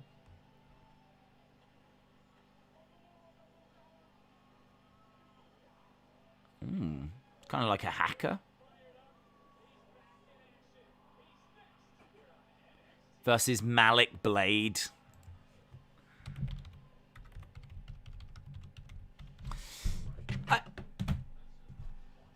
FS1. Supersized. I think we're 20 minutes into the show. They started with a really good opening match. I mean, I thought Gacy Tommaso had some really nice moments. And then we get that weird Gacy Hart. I mean, like, you don't need that. I don't know what that was. We don't need it. So, yeah, I don't know. That was strange. And then we go into Toxic Attraction that just don't do it for me. So I kind of feel like we get, like, I don't know, a good 15-minute opening match kind of a thing. And then the next, like, 7 minutes that follow is all a bit like of a... But it's kind of goes that way, NXT, at the moment. I mean, now and then we've got a match between two people I really just don't know. But I suppose, you know, might be impressive. We'll have to see how it goes. They're probably rushing because they don't want to do an overrun tonight, says Robin. Right, he said, NXT doesn't want to make a kinky Zion. It looks like they used the same material for his ring attire. Moldy Spoon said, the clip of Haaland running has become a meme when your girlfriend tried getting frisky. Day's update, I got accepted into the emergency housing program, just waiting on OW and ODSP. Congratulations, Sonny. Congrats. I would love to see a fan of wrestling try to produce a TV show. Most people would fold. I do think it's more difficult than what you think. Yeah, I do agree with that. I think, trying to use the people that you've got at your disposal and put on, like, entertaining segments and whatever all throughout. But then there is stuff like that bit where Gacy just, like, strokes the face of Haaland and Haaland just runs away. Like, you do look at that and go, like, there wasn't really a need to book that. They didn't have to book that. And I don't know what that brought to the show, apart from all of us kind of laughing at it and apparently it becoming a meme on Twitter. So, I don't know. Thoughts on the Gacy incident? Strange. Also, Beth called him a lunatic on commentary. I believe either the dude has a dark hidden or is a strange relation to Haaland. Thoughts? I don't know why he would stroke his face. Even if he's a relation, why would he stroke his face? I mean, maybe if he was his mother. Do you know what I mean? Maybe if he was his mother or they used to be lovers, then maybe he would do that. But it just looked weird. Scale 1 to 10. How close are you to giving up on NXT? I gave up last week, says CCSYT. No, I'm not that close, to be honest. I'm not that close. I think the thing with NXT is that you get some stuff, like we just said, that's a bit off. But then you get some stuff that I think's good. Like, I thought Tommaso Ciampa and Gacy was good. I enjoyed that. But then, like, the weird interaction with Gacy and Haaland, I thought was just weird. And then Toxic Attraction, I just didn't need that. And now I'm here with this Zion Quinn, Malik Black thing. We'll have to see how that goes. But it doesn't take away the fact that Gacy and Ciampa was a good match. And I don't know what this is, but we're in a dark forest. I will bury the past so I can start again. Ooh, what's that? Elias. Do you reckon that's Elias?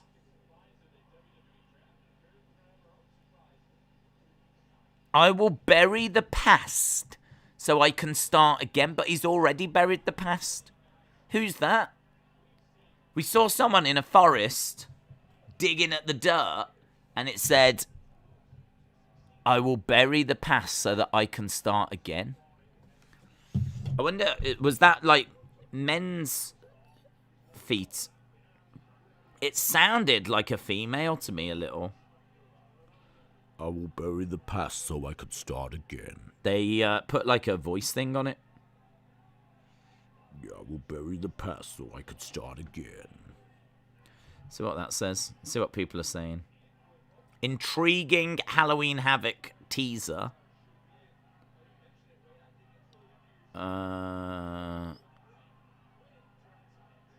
Oh, that's it. That's it. Elias. Yeah, question mark. Ember new gimmick. Oh, it could be Ember. Yeah, it could be Ember, couldn't it? Ember's not a bad shout. Ember's not a bad shout at all. Ember Moon. I will bury the past so I could start again.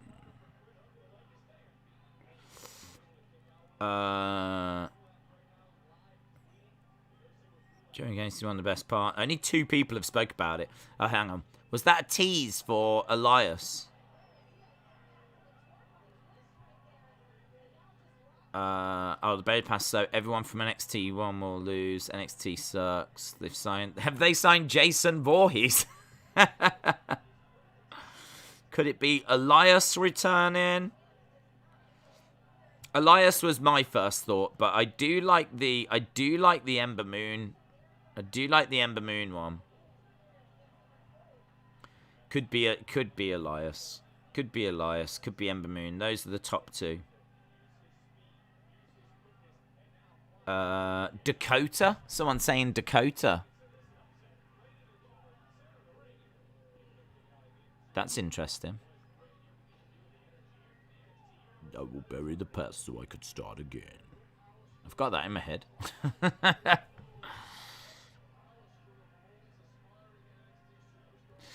Elias. It's Hogan. It's Eric Rowan. Who is burying the past so they can start again? On, well, I didn't see that match. Squash match. Zion Quinn getting the win. Zion win. Is it Elias? Is it Ember Moon? Is it Dakota Kai? Or other? Say below. I will bury the past to start again.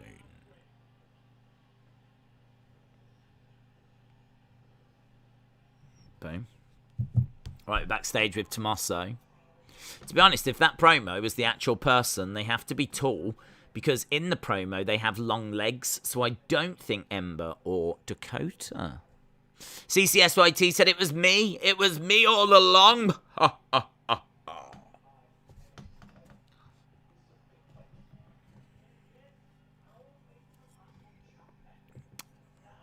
Grizzled young veterans.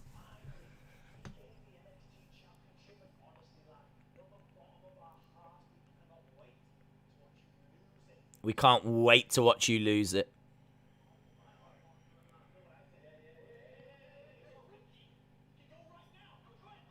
Mojo Rawle is here.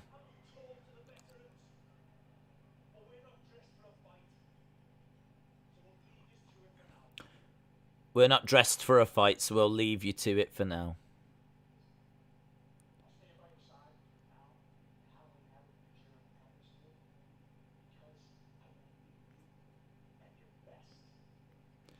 Bron Breakker said, I'm going to stand by your side because I want to beat you at your best. Diamond Mine. Oh, is this going to be Ivy Niall? This might be Ivy. I'm down for this. Oh, I'm here for this. Could be someone new, says James Chadwick. Ivy Niall. Time to see what Ivy Niall can do. She looks like a killer, man. She looks great.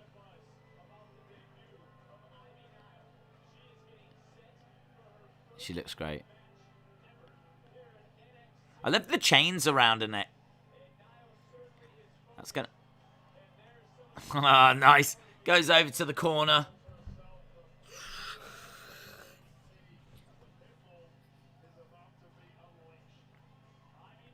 Ivy Niall. We've even got Diamond Mine being projected into the ring.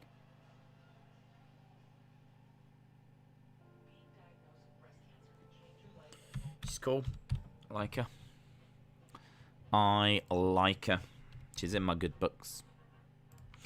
I think it's Dakota. If you listen to it again, when they say past, they said past, which is how Dakota says it in her New Zealand accent. Erasure Mind said she will be awesome.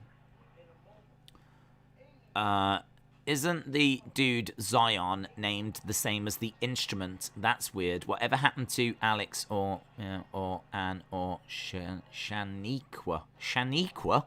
What the hell's a Shaniqua? I'm saying it's either Elias or Satnam Singh. Ivy Niall is ready to kill somebody. This is probably going to be a squash match. Edward said, Days, it could be Samoa Joe. I don't think so. Could be. It could be. She is straight out of Rocky IV, says Shola. Days, is she facing the Bird Woman? We have not seen her opponent yet. Ivy looks like some out of Streets of Rage. Febin said, Days, what if it's some like this Gacy dude is really some sadistic, creepy dude who has brainwashed Haaland or something? What do you mean with the stroking of the face thing? Maybe. Maybe he raised him as a little chick. I don't know, it's weird.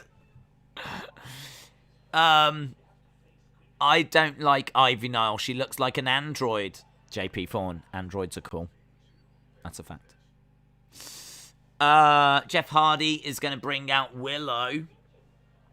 Oh, what? To NXT? Nora said, tell us who it is. Who, what is? Who, what is Nora?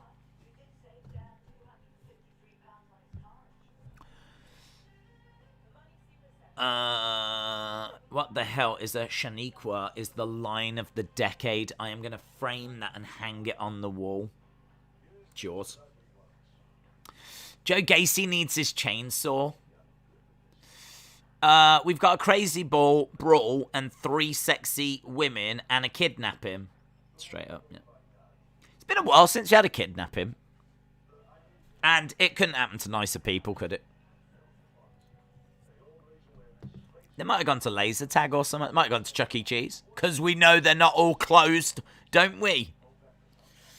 There is a reason on the Gacy name. He looks like John Wayne Gacy, says Bob. Elias is trending on the Twitter sphere.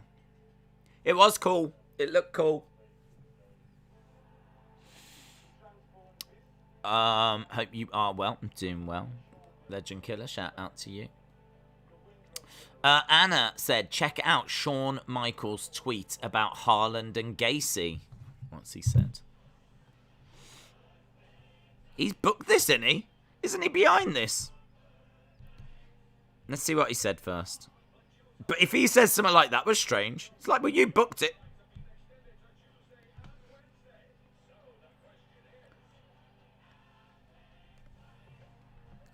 I can actually show you the clip. It's... Oh, my God. It's just not a good look. Here. Hang on. Not that. Here, look at this. Runs away! Here we go. Stroke another face, stroke another face. Run away, run away, run away. Runs away! Stroke another face, stroke another face. Here we go, here we go, here we go. Runs away! One more time. Stroke in the face, stroke in the face. Run, run, run. Yeah! I will never get bored of this clip. I will never get bored of this clip. Runs away! One more, one more. Go on, do it, run! Yay! Haaland, Haaland, Haaland, Haaland, Haaland. This clip will get him over. He's over with me. Does that work with people? What about if I get like trick and treaters at the door and I don't really want to deal with them? Can I just go... And they'll just run away!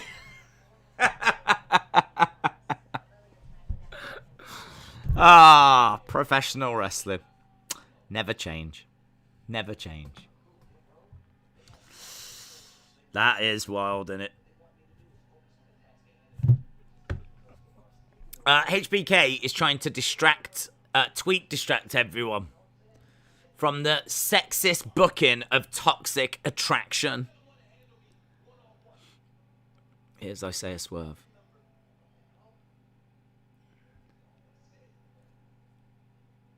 IB runs away.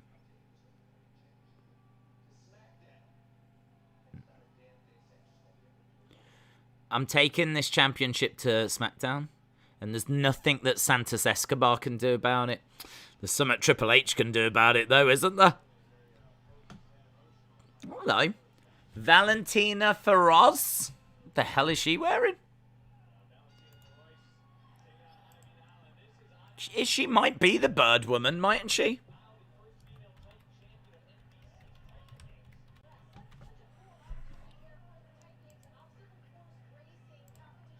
She might be. I can't remember if she was the bird woman. I am getting bird woman vibes from her.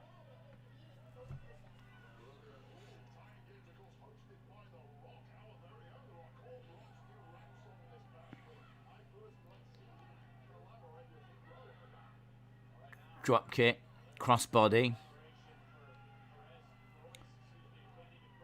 Ivy has got... God, she just holds her. Picks her up.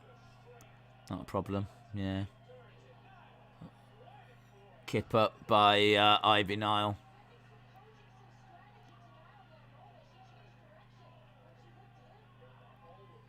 Very strong. Great display of strength by Ivy Niall. I've been waiting to watch this girl, actually. Oh, my God. She just held her into the corner and the woman fell. I can't remember her name. Oof.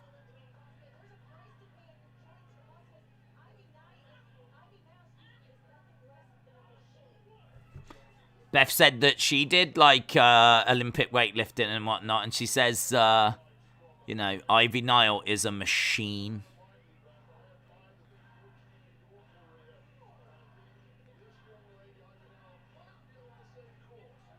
Kicks.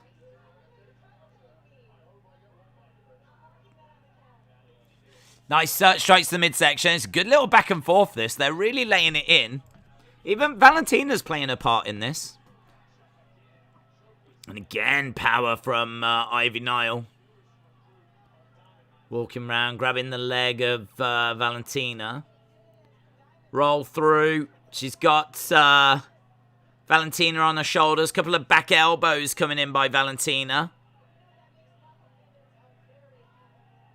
On the shoulders again.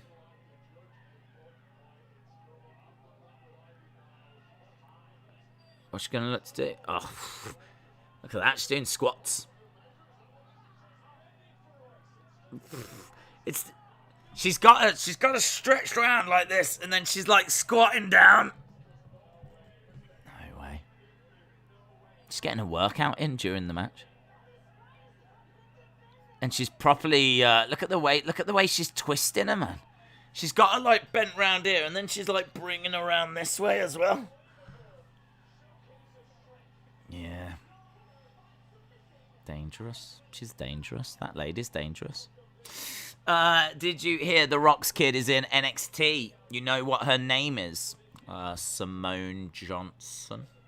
But I don't know what she's going to be called. I'd imagine they'll keep the Johnson bit. Whatever that promo was, it gets revealed at Halloween Havoc, so we don't have to wait long to know what it is. Well, when is Halloween Havoc? Is that next week, is it, or something? I don't know when it is, you know. That was badass awesome. Like a torture rack, yeah. And then bringing it round that way as well. Oh my God. Her head's almost like... her head's like round here. Her legs are round here. It's good. I like that. My.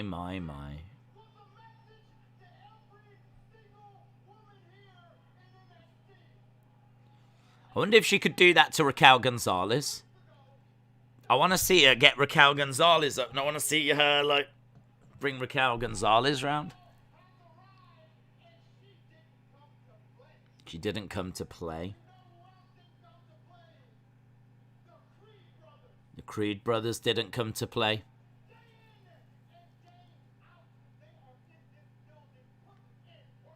When are we going to see Foldy Arms Man do something? I want to see him do something. Even if it's just run away. Even if it's just get stroked by Joe Gacy and run off. Do you think that happens when, like, he's on a date? Do you think he's never felt the kiss of a lover? Because when he does that to, like, the women that he goes out with, they just run off. Roderick Strong. Becky asked The Rock permission to use his move. What, Becky's bottom? Ikemanjiro. Jacket Man. Jacket Man. The crowd are into this. Well, some of the crowd. There's a few people that are on their feet. Ikemanjiro,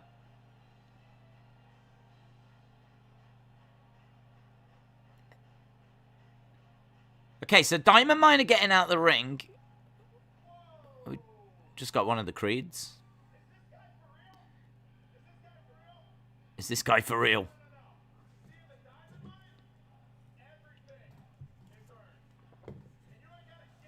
Oh, his shirt's still got the silly label thing on.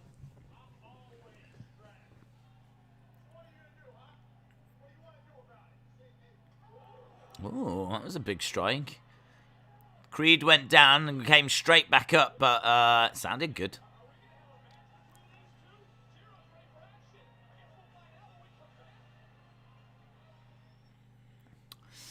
Well, we might be getting a little match.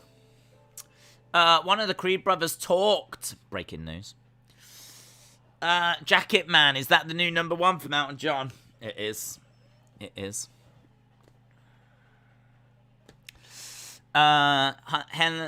Days Haaland ending up being Gacy's boyfriend will be the ultimate shocker. Would. Ali versus Mansoor match has been made for Crown Jewel. Giro takes off, says Erase Your Mind. One of the Creed brothers talked. I once got fired from a canned juice company. Apparently, I couldn't concentrate. Great joke. Well done. Why did they leave the ring? I think they were told to, in all fairness. I don't think they were, like, intimidated by Jacket Man. I think they were told to, like, leave it to one of the Creeds. Is Alexa Bliss in the Chucky show? No, not as far as I know. Brony said, I used to hate Diamond Mine, but I really like them now, mainly because the Creed brothers and Ivy Nile. Same. I think when they came in, they were, like, built up as this big thing. And then when they debuted, it was a group, which was a little bit of a... Because I thought it might be like a new show, like Raw Underground. And then it turned out to be a group, that's fine. But they kind of went after, like, mid-card. Like, they didn't go after main event. And so, all of a sudden, they're kind of like, oh. So not only is it not a new show or a little, little segment, it's actually a group. And it's a group that's going to go after the mid-card. And it was like Tyler Rust and Foldy Arms Man and Roderick Strong. It just didn't look that great. The group didn't look that great. But now, with the Creed brothers and Ivy Nile, yeah, they were the missing pieces, weren't they? Definitely the missing pieces. I agree. I think they were really, really good. Halloween Havoc is in 2 weeks. Fabian said, Ikemanjiro said in his promo, Ikeman means handsome. So I'm going to say Ikeman Days. Oh, thanks. I like Jacket Man and Diamond Mine, said Joseph. Will Halloween Havoc still have the wheel for the matches? Well, they haven't announced that. So we'll have to wait and see. I would imagine so, because it's kind of like part of the gimmick, isn't it? Diamond Mine is like NWO in a way, or another group. Diamond Mine equals Dominant Mine, said Justin. Sonny said, I'm thinking of seeing James Bond No Time to Die either this or next weekend. Maybe that's where BFAB went. Maybe BFAB and Top Dollar have gone to see James Bond. I think BFAB could be a big star, says Ryan. She's got a good look. Haven't really seen much of her wrestling, to be honest. She got called up so quick. I think she's only had a couple of matches. What matches are announced for Halloween Havoc? Bron Breakker versus Tommaso Ciampa. And Mandy Rose versus Raquel Gonzalez. And the other two in Toxic Attraction versus Io and Zoe Stark. I think that's it. There might be something else, but I think that's it for now. Julius Creed versus Ikimonjiro. There we go. Ikimon, gotta catch them all. Will we ever see the Tower of Doom again? Never. Never again. Oh, hang on. I-K-E-M-E-N.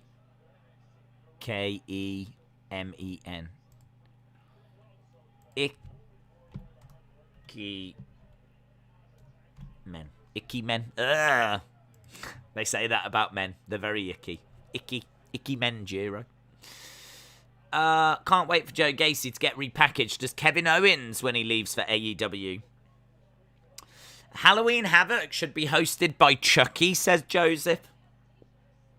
Sonny said, do you watch Jeopardy? Don't have it. 30 plus something day Jeopardy champ Matt Amodo finally lost. Wow. I am shocked. I am so shocked I can't even breathe. I am so shocked. I just need someone to stroke my face so that I can run away. James Chadwick said, I'd rather see a finger poke of doom. Well, I've heard that about you. I have heard that about you. The old finger, yeah, I've heard about you. You're a big fan of the old finger poke of doom. At least that's what the graffiti says. On a scale of 1 to 10, how excited are you for Danielson versus Suzuki? Probably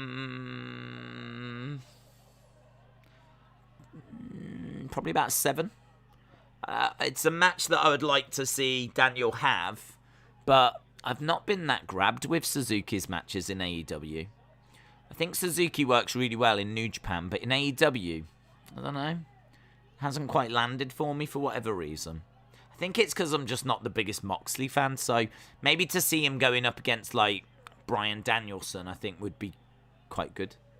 So, and we don't tend to see Bryan Danielson in those kind of matches.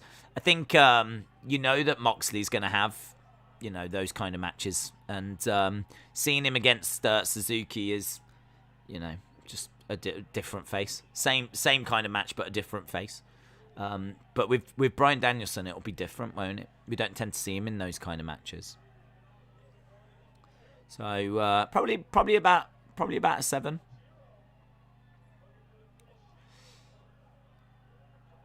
Days, is Chucky in the UK and Ireland? I have no idea, to be honest, bud. I have no idea. You'd have to Google it. I've not seen. Julius Creed victorious with, I think it was a suplex and a big clothesline. Ikemen knocked down. My God. That went. What if The Fiend was the result of Lily and Chucky making love? Then it's weird genetics, isn't it?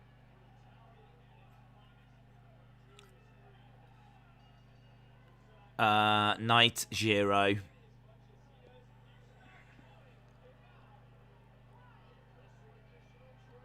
Lots of kicks coming in by Diamond Mine. Stomping away on Ikemen. Here's Kushida. Kushida come running down. He's trying to throw in some strike. Oh, he almost threw a strike at Ivy Niall. Ivy Niall just looked at him and went... Yeah, he had strikes for everyone.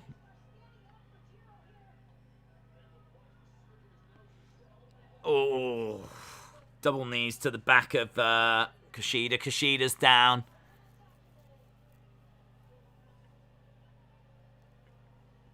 Over by Ikemen. Creed, what do you reckon? Kushida and Ikemen versus Creed Brothers. Could be quite fun.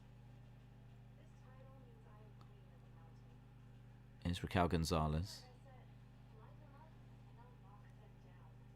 I mean, I know she does this and everything, but when you've got Ivy Niall,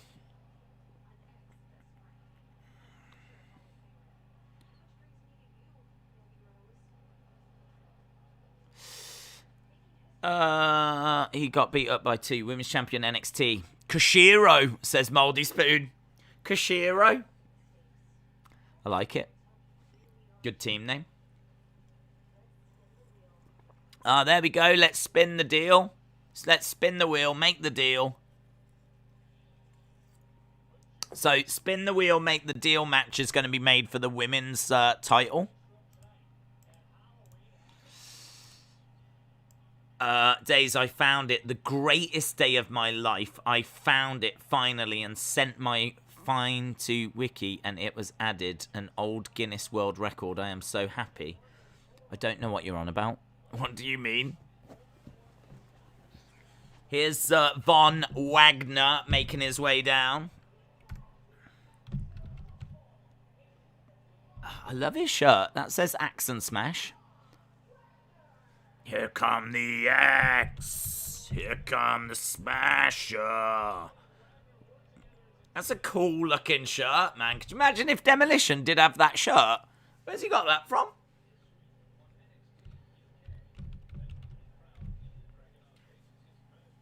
Oh no. Dragunov versus A-Kid.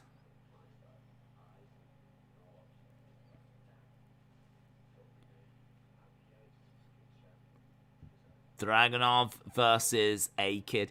So fortunate to have this kind of caliber of superstar.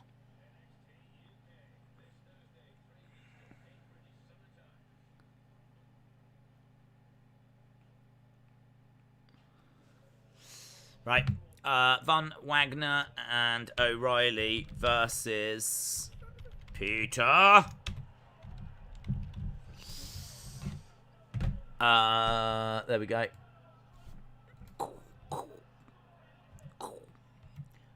I wish NXT was just an hour. I think this has been okay. It's been alright. It's been alright. It's not been amazing, but it's been alright. But if you was to take some of the weaker stuff out and take some of the good stuff from the second hour, you'd have a really good hour-long show. A little kid is fighting Dragunov. I know, they could have found him a bigger challenge, couldn't they? The Halloween Havoc wheel makes its return for the NXT women's title. I did a poll on Twitter asking who is that person in the video. And the results are, or the latest results are, we've had 121 votes and Elias 64%. Ember Moon 23%. Dakota Kai 7%. Other 6%. Anna said it's got to be Austin 316.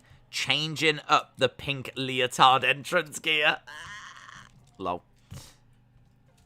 And Austin said either Elias or Ember. Ember did talk about being on a losing streak a month or so ago, and she needed a change. Days, please do NXT UK reaction streams. It's like the glory 1 hour days of NXT. James Chadwick said, people call me biased because I say NXT UK is amazing. It's not bias when it's the truth. No, we've just stumbled across the NXT UK Appreciation Society. Do you remember when WWE filed Von Wagner and people thought it was going to be Volta's new name? Yes. Yeah, I do.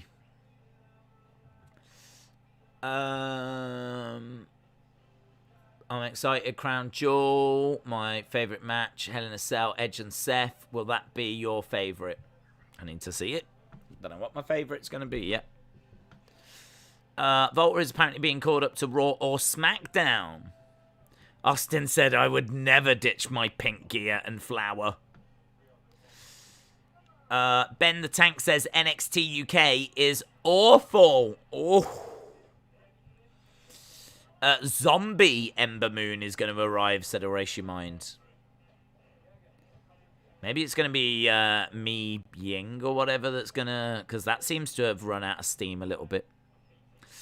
William said, do you have Pringles? Do I have Pringles? I don't, but the UK does, yeah. Brandon says, Pete, if you are there, then please respond to Brandon. He's looking for you. Lashing out with Lash Legend. Here we go, episode 2.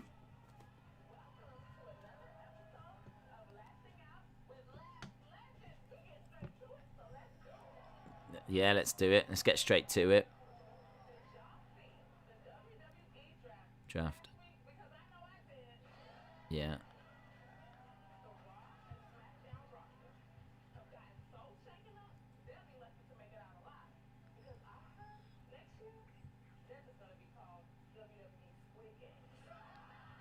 Next year it's going to be called WWE Squid Games.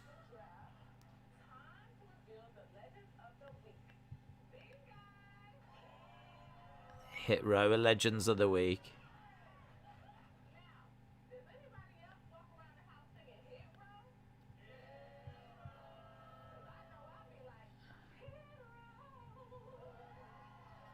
What is this? What am I watching? I do like 2 snaps and a clap, though. I am a fan of that. That kind of felt like a cult. That deserves 2 snaps and a clap. I'm into that. I'm about it.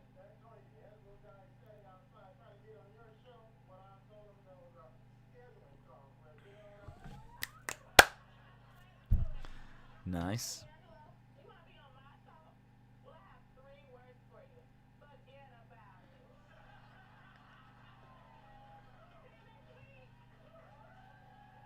I don't feel like there's a show. I don't feel like she puts on a show. Okay. Cringe. This is weird. Lashing out with Hit Row. Squid Games has mentioned. I kind of think like you could do some, but like, why doesn't she actually have an interesting guest on? Like, that would be cool. Instead of just some really badly scripted little comments. Although I do like the 2 clicks and a clap. Right, we are underway with Von Wagner and O'Reilly. Joseph said that was stupid. Shola said, is it ironic, funny, or are they being serious? I don't know what they're doing. It doesn't really get her over, in my mind.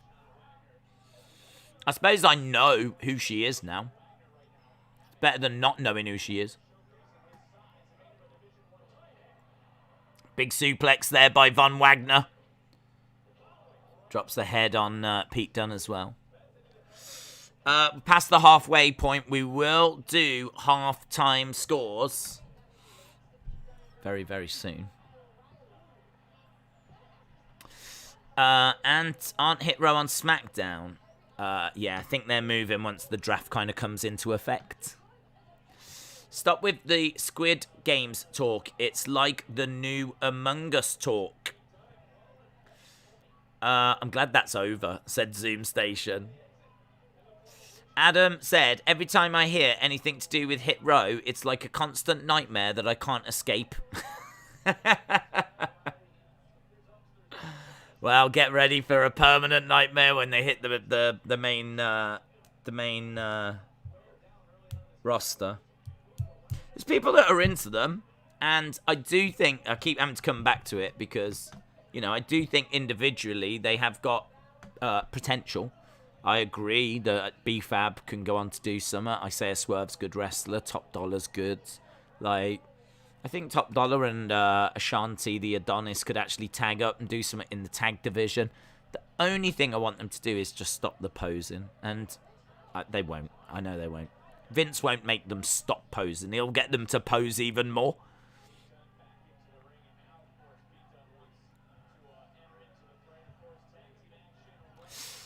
I think mentioning Squid Game made it a bit cheap, says Shola. I love Hit Row. I like lashing out too, said Nelson. I love Squid Game, says Shark to PR. Well, it seems to me like you like all ocean life, Shark to PR. It seems like you are the PR department for ocean life. So that's probably why you like Squid Game. You've literally got Shark in your profile name. The Squid Game talk is why I don't want to watch it, says Austin. Is Days hiding my facts? No. Although I'm just reading what you said. I have to skim read your comments first. I am done. Life is complete. My place on Earth was to bring this single fact to everyone's attention. What was the fact, though? I found the world's biggest lady part. That was the fact. What part? Is it like a big toe? Anna said, I'm not liking the transitions between matches. It all seems a bit frantic. Yeah, I mean, they're desperate for you to not change the channel, aren't they?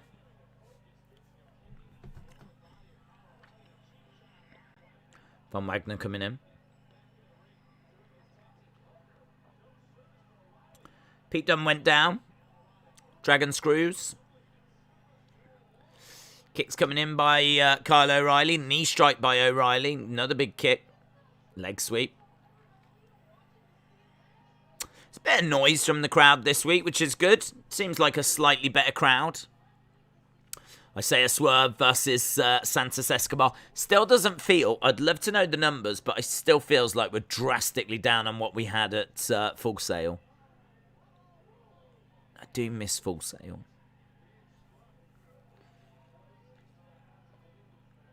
Forearms being exchanged back and forth.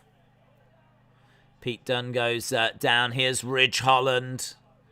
Must be quite exciting to be Ridge Holland, knowing that you're about to get called up to the main roster. When people talk about a movie, a TV show, a game so much, it makes me not bother with it. Always does the opposite for me. I always get a bit more hyped.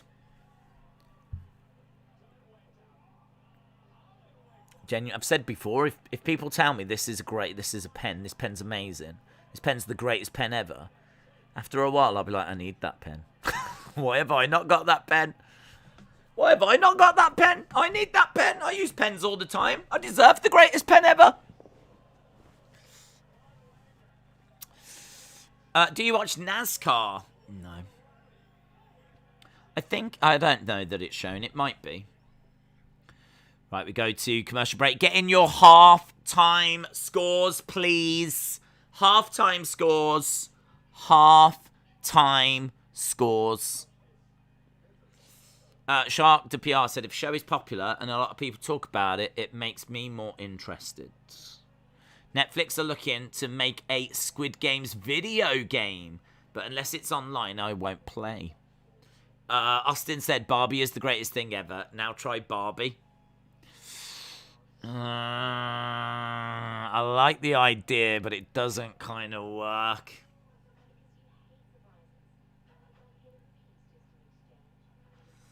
Uh, 6.25 said Liv and Zelina Stan. 3.5 says Anna. 625 said Shark de PR. Trey Gaming says 5.5. Marty B says 5. Joseph says 7. Brad G said 6.5. Update's good, but 6 minutes. 6.25. Bob the Ogre says 4.5. Are we all forgetting the moment when Haaland had his face stroke and he ran away? And there's a distinct... these scores are quite low. Kind of feel like that moment has slipped everyone's mind. Hayden said 625. Nicole said 625. Sonny says 6. Brony says 6. Let Him In says 625. Loretta says 5.5. The TLD said 5 out of 9.5. Draco... I didn't see Draco's. I saw Draco's name, and then it disappeared. Draco, it's cheating you. Draco Arsehole said 6. Austin said, well, I tried. Dylan said 6.25. Smurfy Tunes says no Lash Legends out of 10. 2 clicks and a clap. Shola says 5. Brony says 6. Rise said 6.25. Austin said 6.25. Annette says 10. Surge said 5. Moldy sped half-time score 7 minutes late. 6.25. William said there was a big fight in NASCAR. Robin813 said 7.25. Princess Lady said 4.5. Zoom Station said 6.5. Shola said 5. Devante said 4. James Chadwick said Barbie is the worst creation ever. Jonathan says 1.5. Legend Killer says 6. Adrian said 6.25. 6 said Legend Killer. Brony said 6. Robin said 7.25. Brad G said the face stroke added a point. It would be 5.5 without it. Legend Killer says 6. Jonathan said 4.4.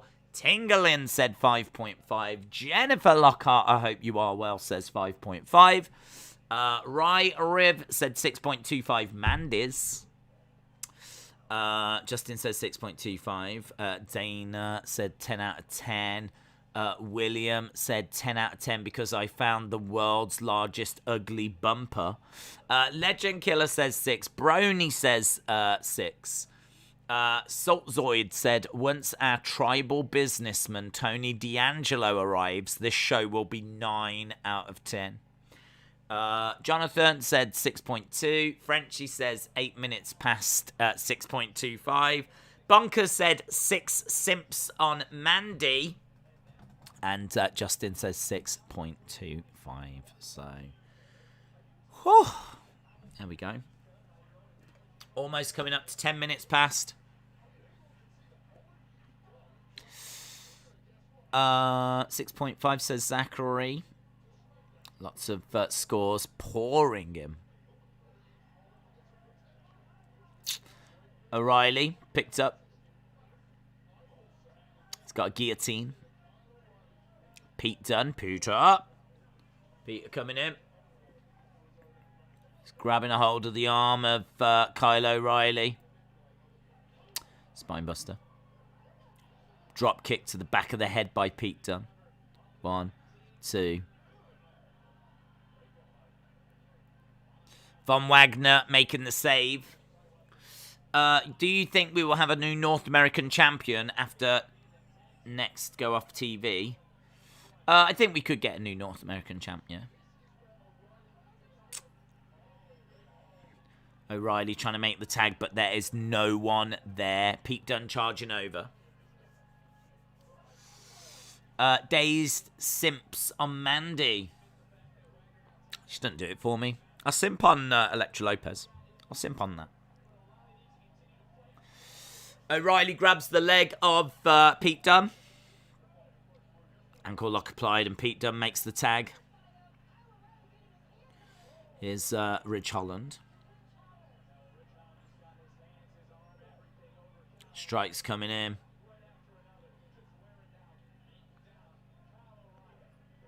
hurls O'Reilly out the ring. Ridge Holland jumping out the ring, grabbing O'Reilly. Oof, Von Wagner with a shoulder tackle.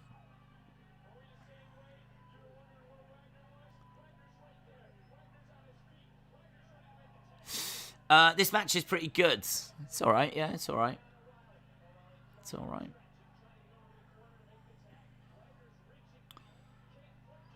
O'Reilly tagging in Wagner. Clothesline. Duck underneath. Back elbow.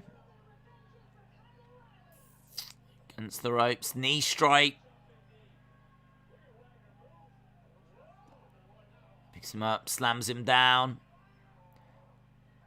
Von Wagner. Oof, missed drop kick there by Pete Dunne. Forearm strike by Wagner. Big boot by Wagner.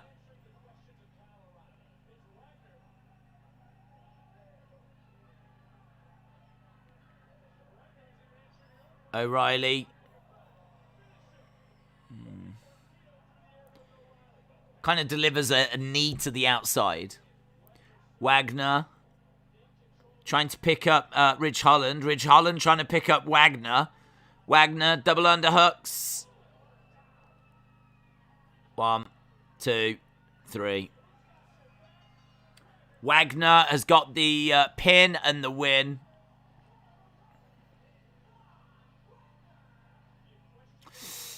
Days, do you prefer blonde Mandy or brunette Mandy? I haven't got a preference. Don't really care. Don't care what colour her hair is. Robert said, Days, I helped a woman, but I gave her some money so that she could buy her and her kids and groceries. It made me happy to do that, and it warms my heart to help a family in need. Shout out to you, Robert. Good gesture. Good gesture. Good deed done for the day.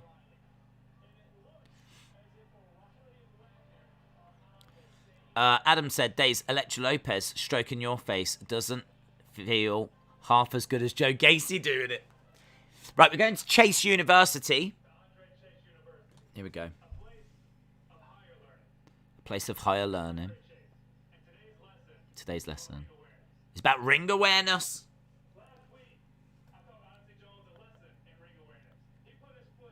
Is Alicia Taylor there? Was the...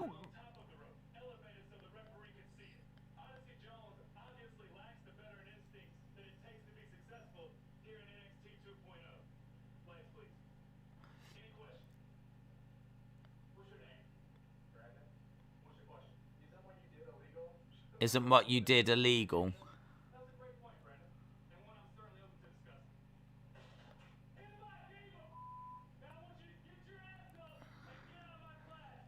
Get your ass up and get out my class.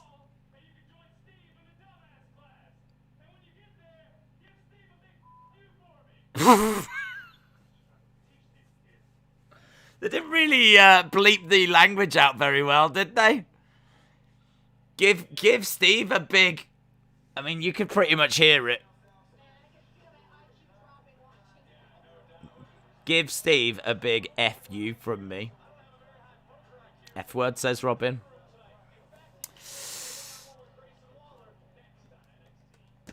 It doesn't matter what color Mandy's hair is. She's still the baddest-ish, just like she said. I like this, says Taboy. I don't think that's PG, says Robin. Chase is a good teacher, says Brad G. Justin said, cursing teacher alert. Chase University. Vink versus Waller. Yeah, that was wild, wasn't it? Unbelievable scenes. I would like to apologise on behalf of Triple H. If this was on Triple H's watch, that would never have happened.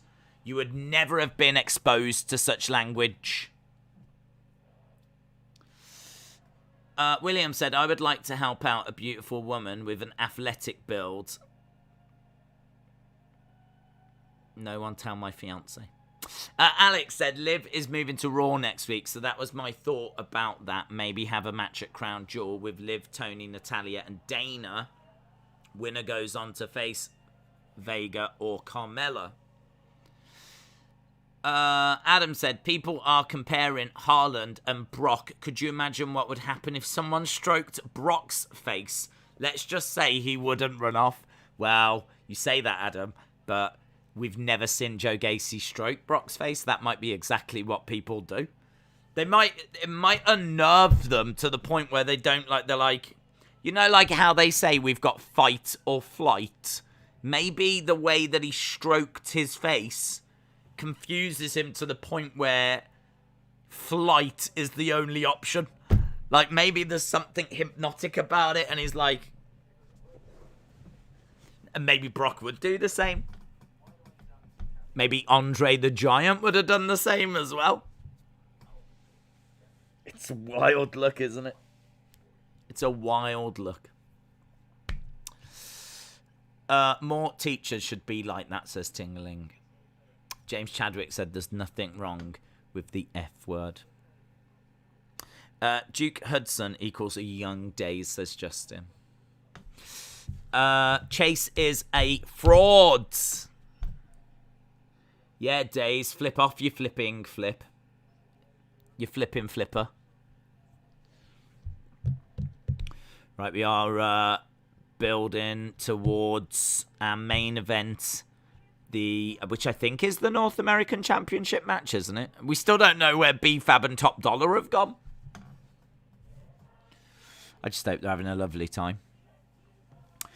Chase University is like a mix between Max Striker and Christopher Nowitzki. Days, I saw the SmackDown episode. Seth had invaded Edge's home and Seth had no permission to break into someone's home. Is that right? Oh, yeah, he wasn't allowed to. Shouldn't have gone in. Shouldn't have gone in at all. But I think what Seth was saying is that other people have broken into homes. Edge has broken into homes, and that's all right. But why is it when Seth does it, and he didn't even do anything when he was in there, apart from eating an apple? Like, it's a big problem. It's big drama. But he shouldn't have gone in, should he? I mean, granted, they shouldn't have left the door open either, but, you know, certainly doesn't mean that you can then go in. So, no, Seth's in the wrong, and he knows it. Hey, Tony D'Angelo.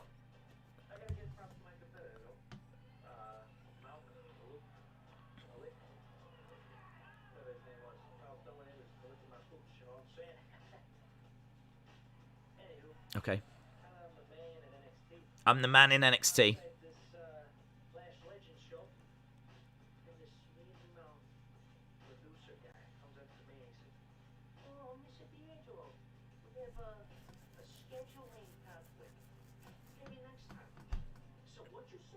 What you say to me? Forget about it.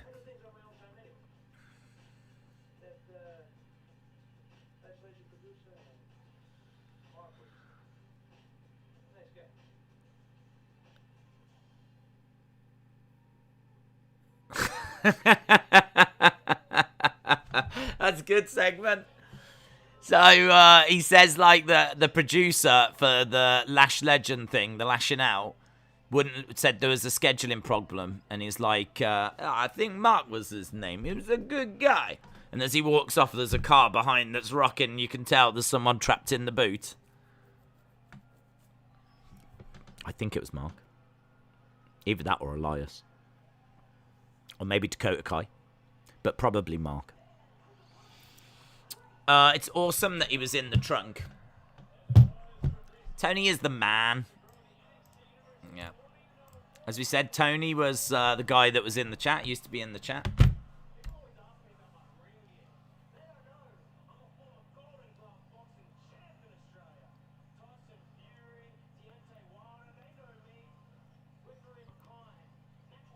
Tyson Fury, Deontay Wilder, they all know me.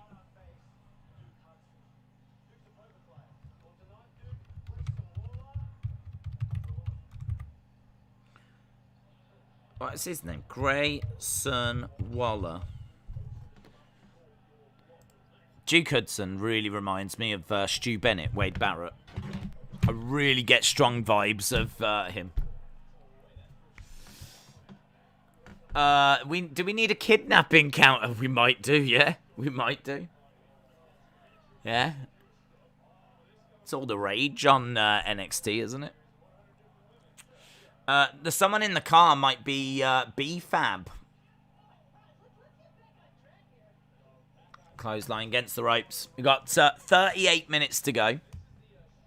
Glad we got to see Tony. I'm glad it was a good segment as well. Fun.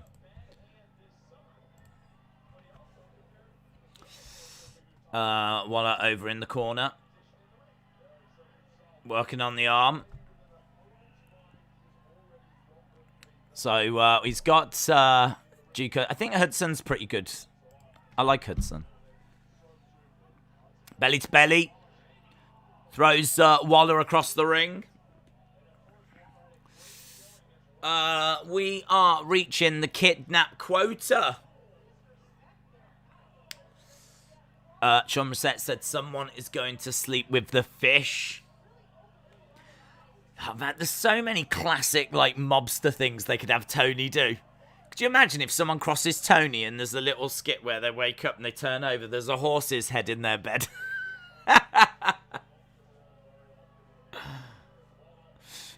Duke Hudson. Duke Hudson, Austin, yeah. I'm afraid I've got some bad news. I'm kidnapping all your dreams, holding them hostage and watching them scream. Grab a side. I am what I advertise. Don't matter how you put it. We live, then we die. Guess whose comment that was? That's right, Chronic's effect. Wright said he has a full-on boxing ring attire minus the boxing gloves. On the outside is Waller. He is using his speed, getting into the ring. Rolls in, nice. Stunner. Tries to roll up Hudson, he gets it. Kicks out. Kick out. JWE Figures said, can you download Tony's Kidnapper Simulator? You get to ride around the streets of NXT land as an Italian New York and kidnap people who try to mess with you. JWE Figures, you remind me a lot of a guy that used to be on the channel called James Kenny. You remind me a lot of that guy. He was a good guy. He was a good guy.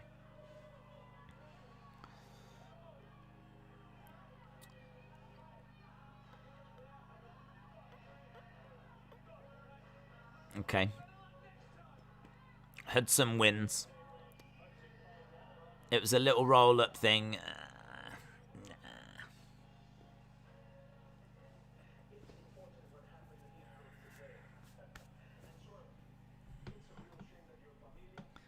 Electra Lopez is here. Legado del Fantasma. She does look like the Lady Taker, doesn't she? Mano y mano.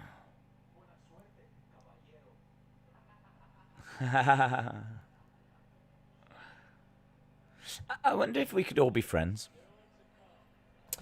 We got Indi and Dexter backstage.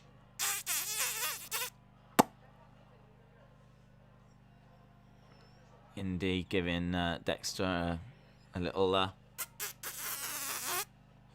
Here's Indi Hartwell and... I can't remember this girl's name. Priscilla... something. PP.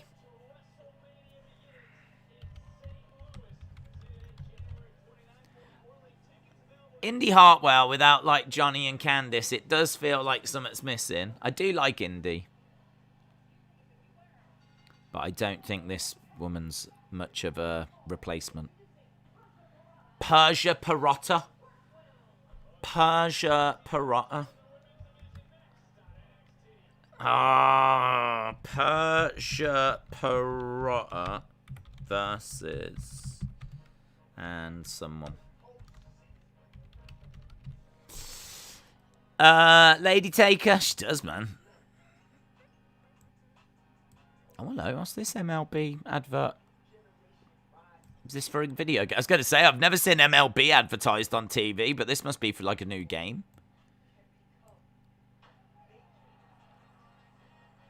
Is it for a game? Or is it for the MLB? Postseason continues. It was for the MLB. Flip! You're actually advertising baseball on BT Sport. Tony should knock out someone, and then you look down, and they're just wearing concrete boots. Everyone praise Elektra Lopez.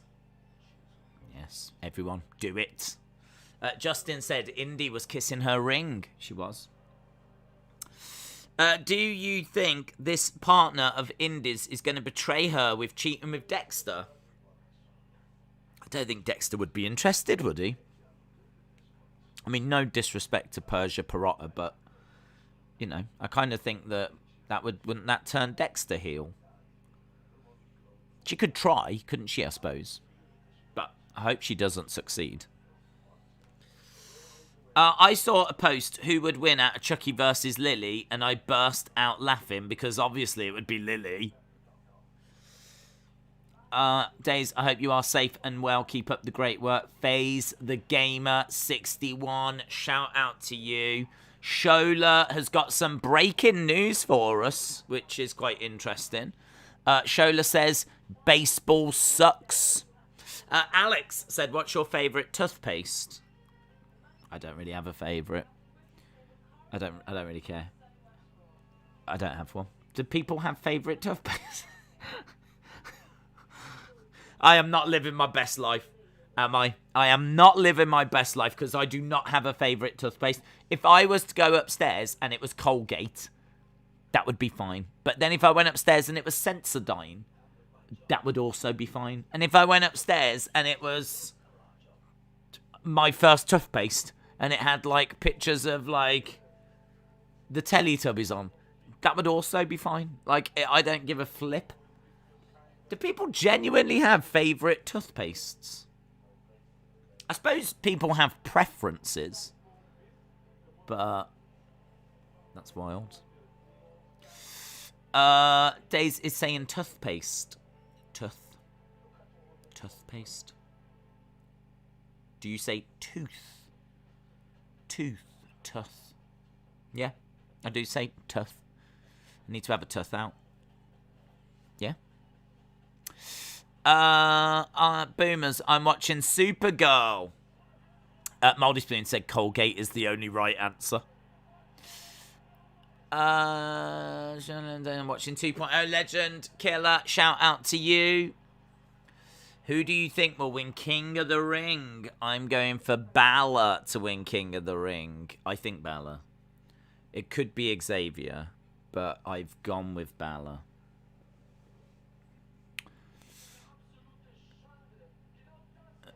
Oh, we've got Imperium.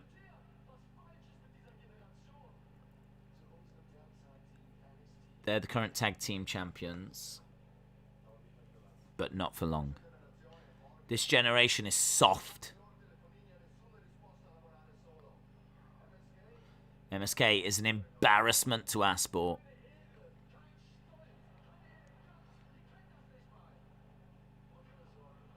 It's good. I like them cutting the promos in German and then just getting like it's different.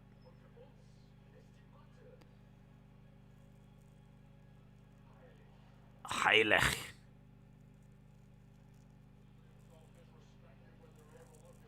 Spin the wheel, make the deal live in 2 weeks' time.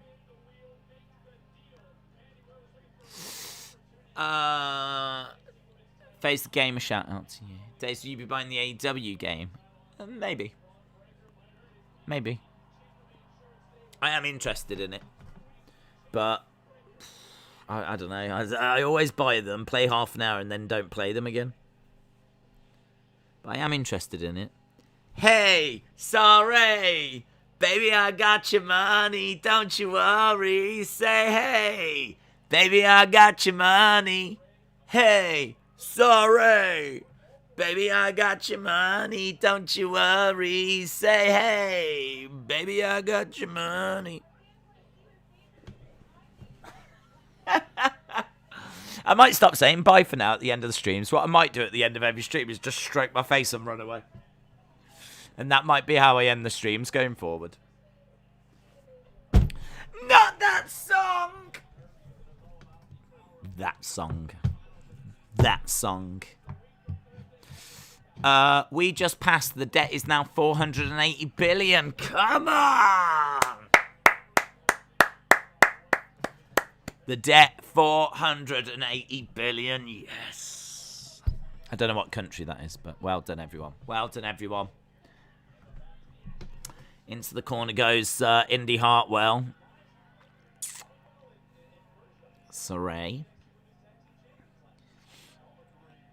I almost forgot about that song. Never forget about that song. Never forget. Kicks to the legs by this woman. Just the one count.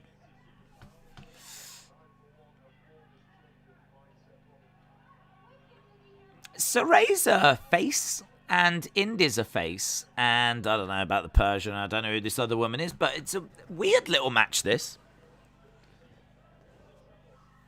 Let's go Indi chants. Wow, this woman's all over Indi Hartwell. She's all over like a rash. Big clothesline. And again. One more for the road. He's got her up on her shoulders. Plants her into the corner. Comes running over. Big boot.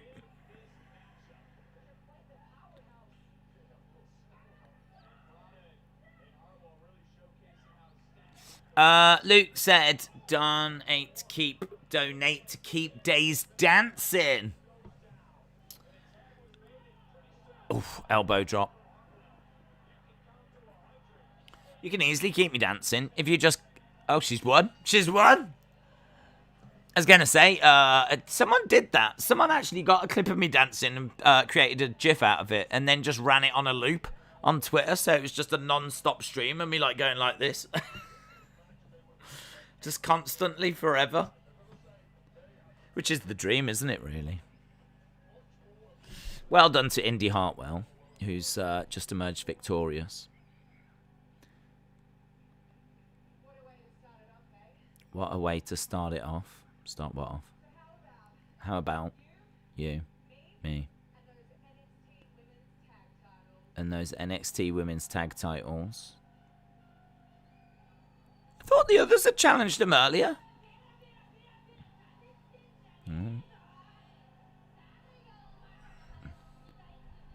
EO. I don't know what she's saying. I don't like you. I don't like you. EO's like, I don't like you. I don't like you. And she turned to Zoe Stark. She was about to say, I don't like you.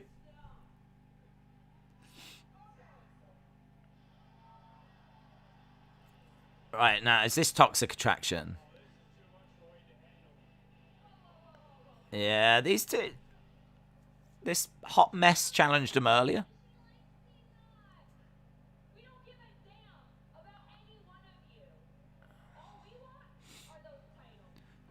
All we want are those titles. Okay. Brawl.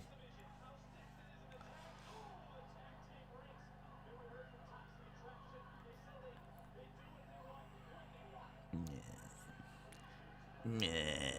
Don't know it needs this. I don't like anyone, says Vin. EO likes no one. Triple Threat said 1987, big fan. Brony said, not this group. Right, well, Zoe Stark and EO have managed to get all of the pretenders to the outside. Right, we're backstage with Waller. There's Cora Jade. Who's this one? Who's this one? Who are all these people?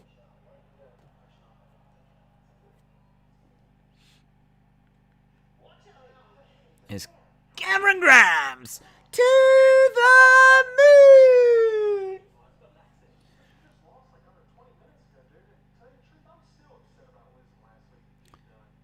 Cameron Grimes is still upset about losing last week.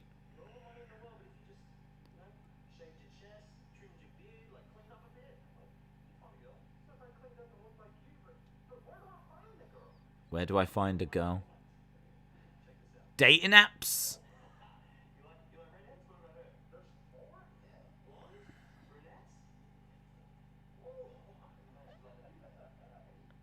Are we going to see, like, Cameron Grimes going on, like, a dating app?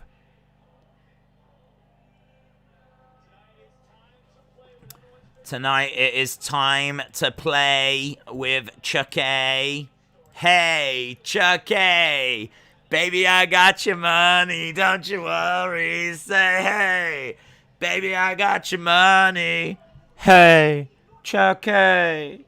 Baby, I got your money. Don't you worry. Say, hey.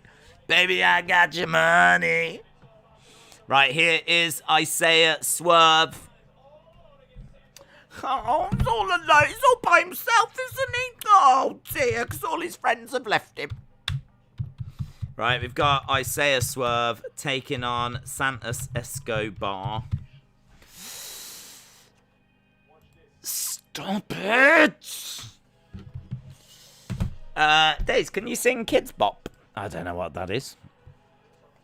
Kids Bop, Adults Bop. Dead people can't bop. This is a wrestling promotion, and they're talking about dating girls. Straight up. Days is certainly more entertaining than W. Luke, shout out to you.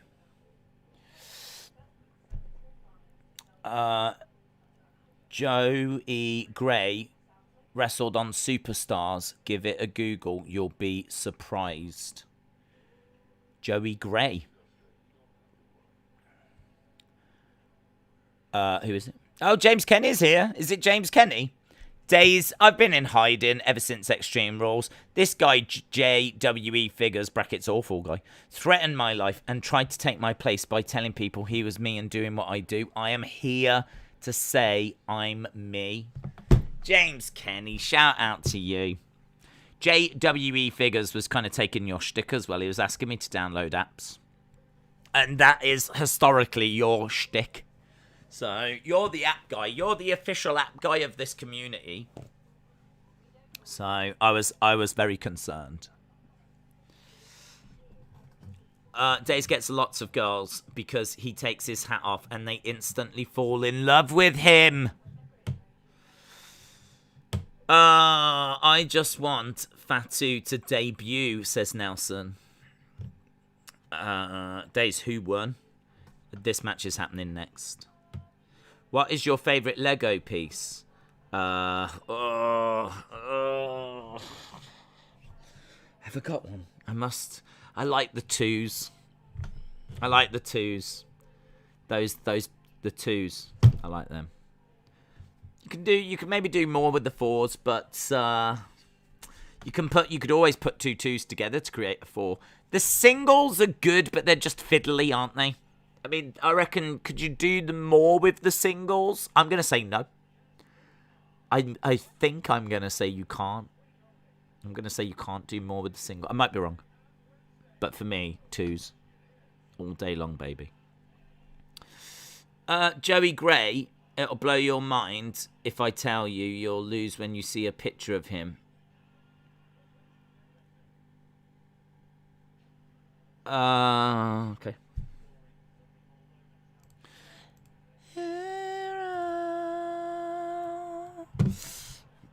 Gotta be quick though, 'cause we're going back. Backstreet's back, alright. I don't know what I'm searching for. Joey Gray. There's a few Joey Grays.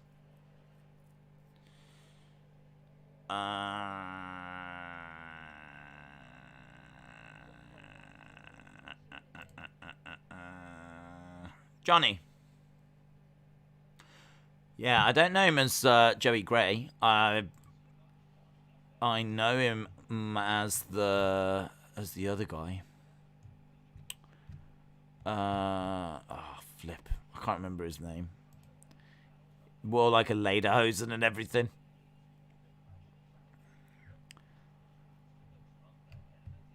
Bum, bum, ba-bum, bum. Johnny Gargano, SmackDown. We've shot. There he is. Cedric Van Hoosen. Cedric Van Hoosen. We have showed this picture before, but it is funny.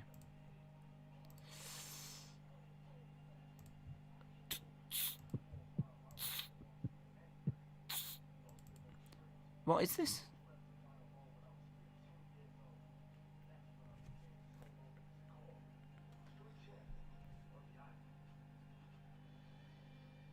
Oh, is that Fatu? Solo Sikoa. Solo Sikoa. Is that Fatu? Is that the Oos? Solo Sikoa? Ah, yeah. You didn't see his face. You didn't see his face, but that was cool. I was kind of like bopping along to the music then. I was like, who is this? Solo Sikoa. That's Johnny as well. Cedric Van Hoosen. Oh, here is. Oh, hang on, haven't got time for this. Here's my girl. Here she is, guys. Show some respect. Show some respect. Santos Escobar. Legado del Fantasma. Elektra Lopez.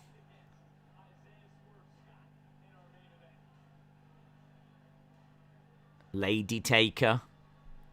Dun, dun, dun, dun, dun, dun, dun, dun, dun, dun, dun. Right, we're underway. Where are they? Where are B-Fab and Top Dollar? Oh my god, perhaps he put them on a Ferris wheel and then stopped it when they're at the top. Oh, that would be dastardly, wouldn't it? He's put them on a Ferris wheel, they've gone all the way around to the top, and then he's hit the stop button and then ran away laughing. And they're trapped. Unbelievable. Solo Sikoa might be interesting. Respect to Elektra Lopez, says Adrian. Right, bell has sounded. We've got 16 minutes to go. Have you ever heard back from Underboob? Yeah, it's Jessi Kamea. And but she hasn't wore anything as adventurous since. It's very disappointing. Where's she going? The Lady Taker. Linda or Lopez? Lopez. Gotta be honest. Lopez. She's my new boo.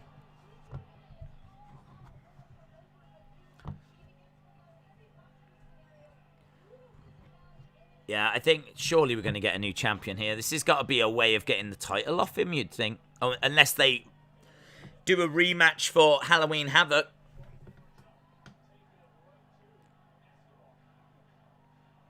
Swerve's exposing the metal of the top turnbuckle. Swerve in the ring. Escobar is down. Kick to the side of the face.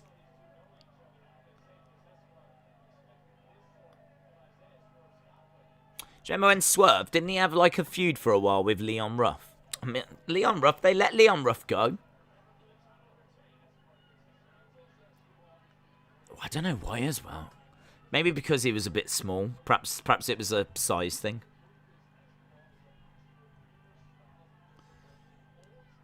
Against the ropes goes Swerve.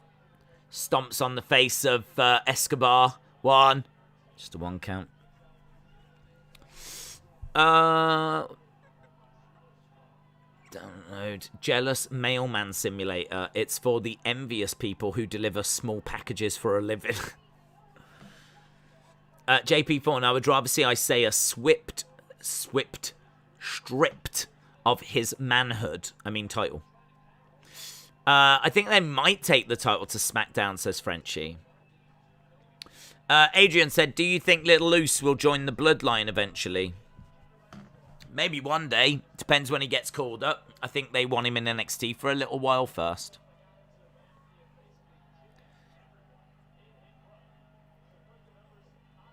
Under the ropes. Edge of the ring goes Swerve. Escobar going up against the ropes. Suicide dive into Swerve. Swerve over the announce table. What I would say is I feel like there's been a few things that's happened on the show. So there's been a few talking points. So the stroking and the running, that is a talking point, right? The Elias segment, if it was Elias, that's a talking point. The debut of the Oos guy, whatever his name is, I can't remember. He is a talking point. So there's been a few little talking points in there. I enjoyed the first match as well. Some of the other matches haven't really grabbed me, to be honest. It's a weird show, innit? It's a weird show. It's a real mixture of good, bad, and weird. But I like it. I like it because I don't know what I'm going to get. I do. I'm going to get some good stuff. I'm going to get some bad stuff. I'm going to get some really weird stuff. And that's kind of entertaining. Don't forget the guy in Tony's trunk. Well, that's true. With as much as turnbuckle covers get ripped off, you'd think they'd find a better way of putting them on, or a softer material for the actual corner. That's true. It's true. The rings have not evolved very much, have they? If you think about how much we've advanced from a technological point of view, how are we still using similar rings? How have the rings not really evolved? Yeah, you're absolutely right.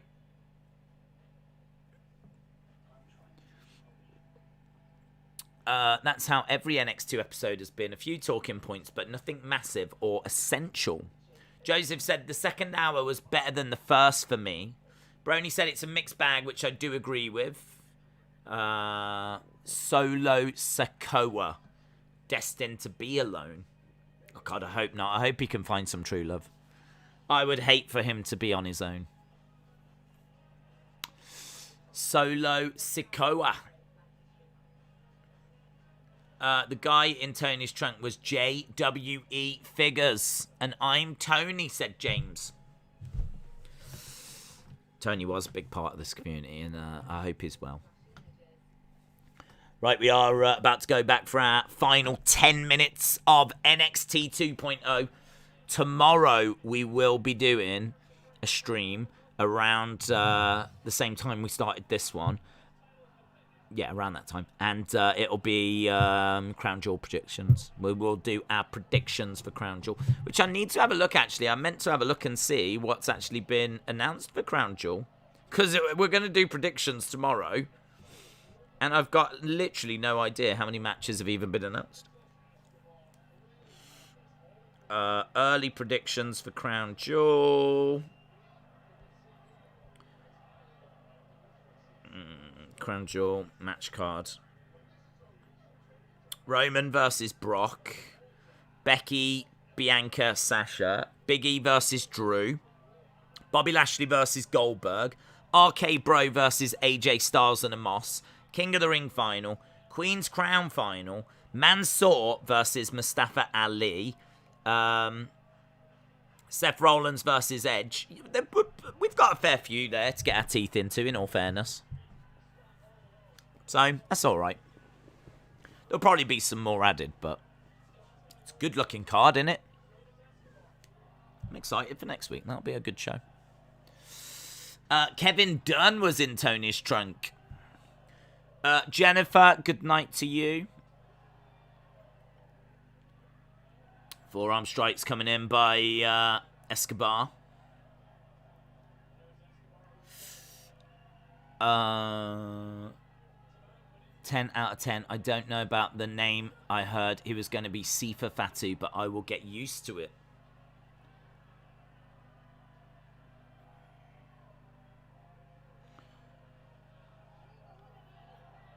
Nice.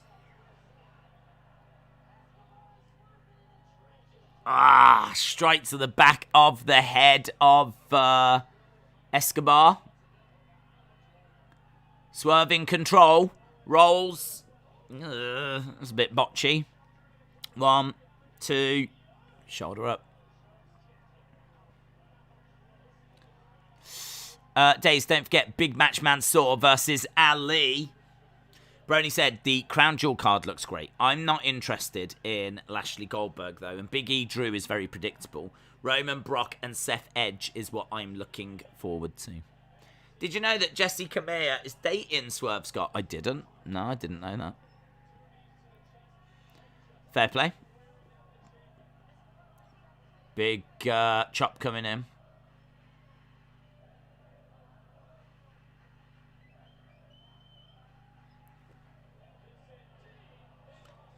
He just gave a little whistle then. Did you hear him? Do-do-do-do. Escobar was on the top and he just whistled. Do-do-do-do. Splash. 1, 2. Kick out by Scott. Crowd are into this. Crowd are on their feet.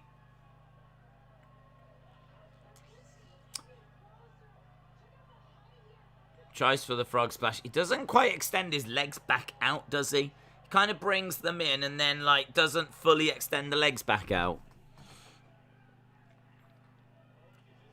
Basement drop kick there by Santos Escobar. It is going to be a triple threat match for the NXT Tag Team Championship.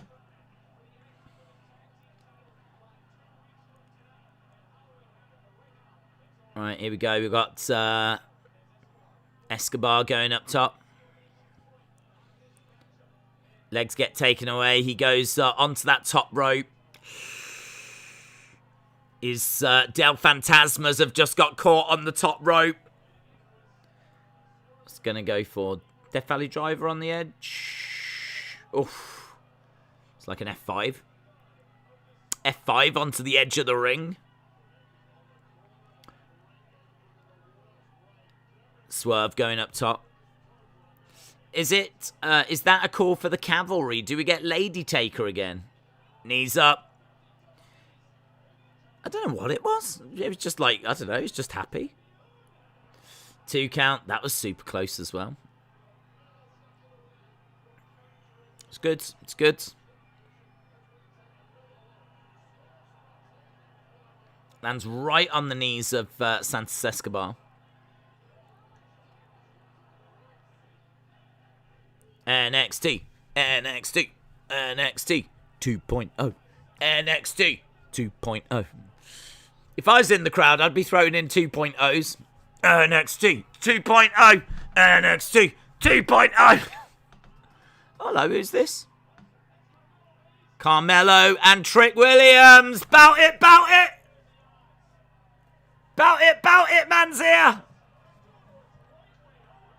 Knee strike. Upon the shoulders. No joy. Pushes him over to the corner. Into that exposed metal turnbuckle. That's going to do it. Swerve will retain. Swerve's retained. Escobar should say that's cheating. You cheated. I can't believe you cheated. There was an exposed corner. I want a rematch at Halloween Havoc.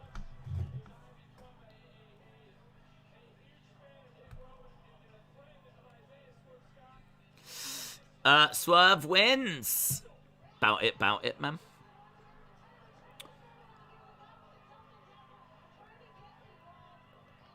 Well, we didn't really get interference, to be honest. We got interference from Legado del Fantasma, but then they got beaten up by Carmelo Hayes and Bout It, Bout It.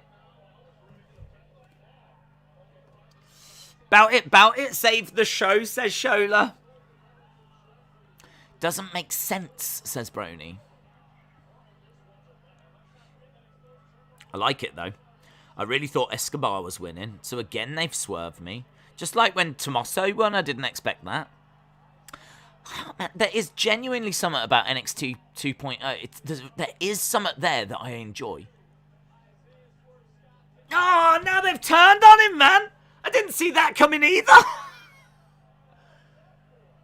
He's going to cash in now. He can have a title fight. He can have a match anytime he wants. Oh, Carmelo Hayes. Who saw this coming? I forgot he's got his thing. Oh, NXT 2.0. Well played. Well played. I don't know why you wouldn't cash it in for a world title, though. That's the only thing I would say. But fair play. Fair play. I did not see this coming. Did not see this coming. Look, he's cashing in.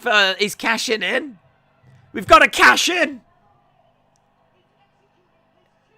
He's executing his championship opportunity. It's not going to hit the same, does it? Carmelo Hayes is executing his championship opportunity. 1, 2. Oh, kick out by Swerve. Oh, bout it. Can't believe bout it. It's like scenes. Why did he do it on this? Why didn't he do it for the world title? You've got an opportunity to go for any belt and you go for this one.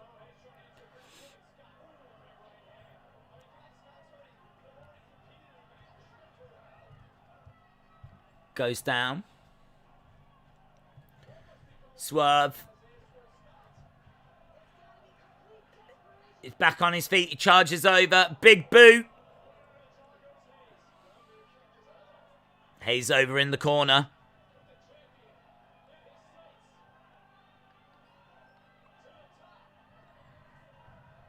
Hayes. Ah, leg drop to the back of the head. 1, 2, 3. Carmelo Hayes is the new North American champion. New North American champion. Carmelo Hayes.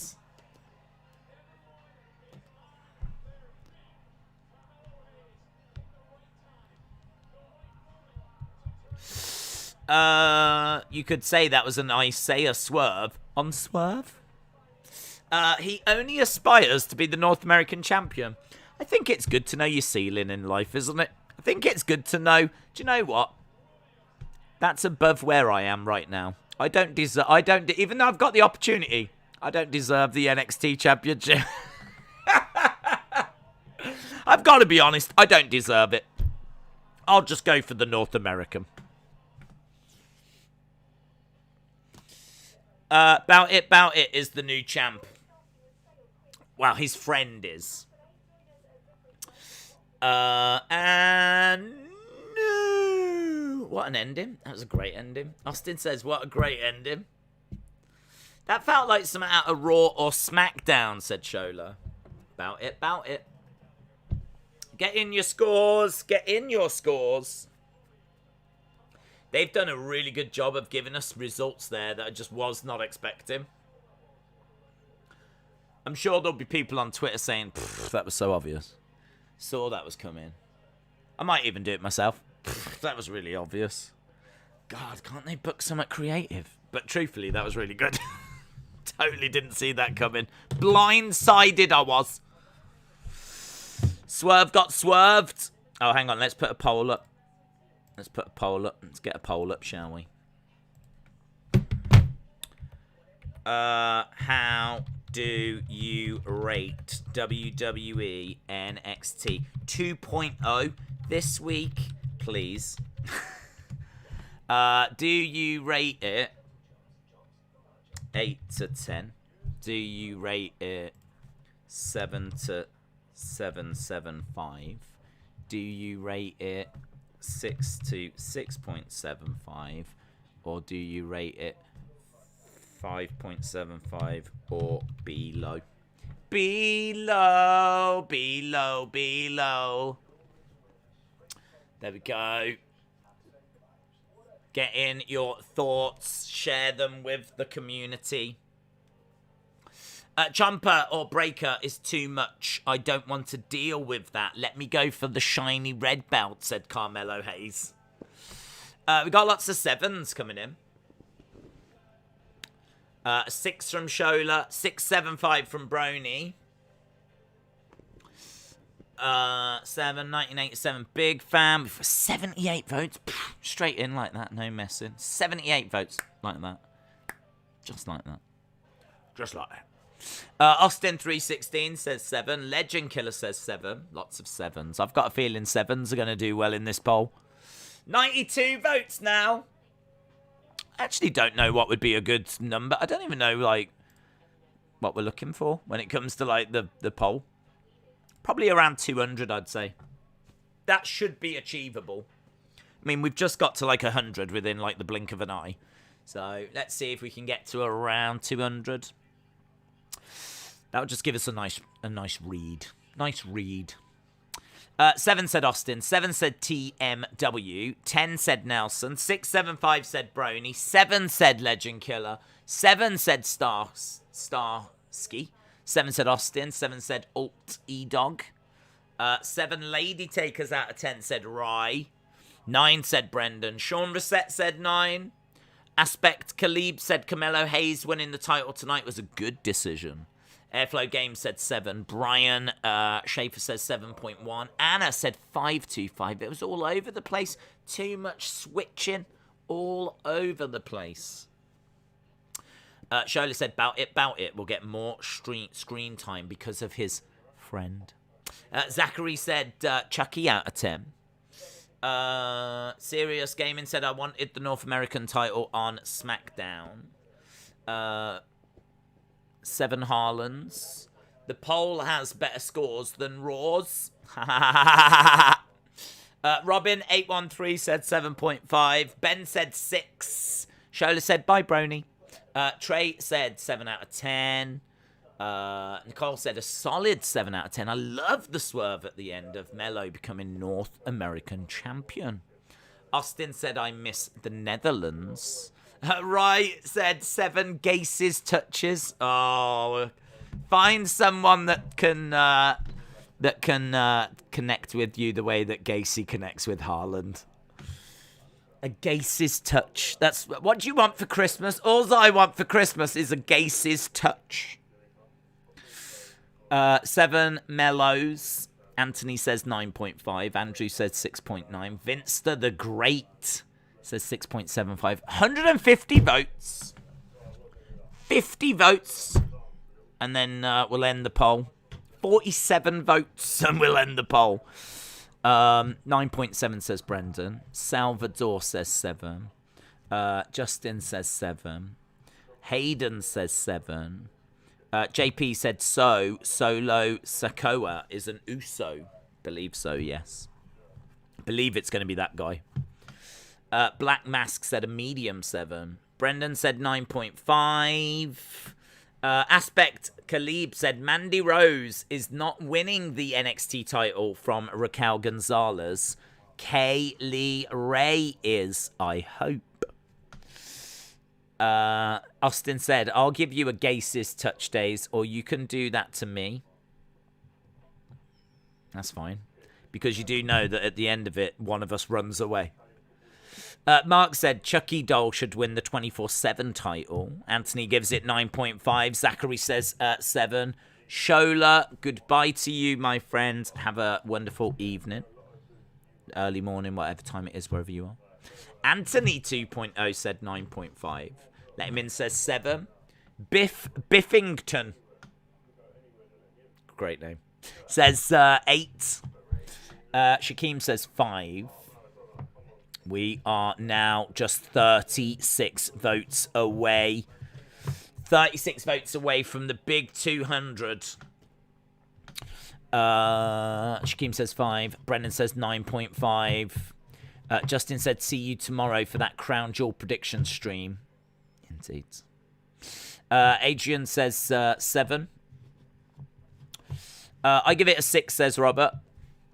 Well, I'm bored of waiting now. So we've had 5 minutes of the vote, so that'll do for this week. We hit the 5-minute mark. We got a gauge of everyone that was with us, and we are at 170. That'll do. 170, not bad. And out of 170 votes, 7, unsurprisingly, 7 to 775 got 45%. 8 to 10, 26% though. It seems like the community is, I thought there was a lot of 7s, but it seems like more people towards the higher end, because we got 7 to 775, but then more people were 8 to 10 than were 6 to 675. So I actually think this is going to probably average out at about 7.5. About 7.5. That actually feels a bit high. I think for me, I'm going to say this was 725. I really liked it. I mean, I was really entertained. I don't know why. There's definitely things that I would change, but I really like the main event. I really like the opening match. I really like the fact that, you know, some of that stuff wasn't predictable.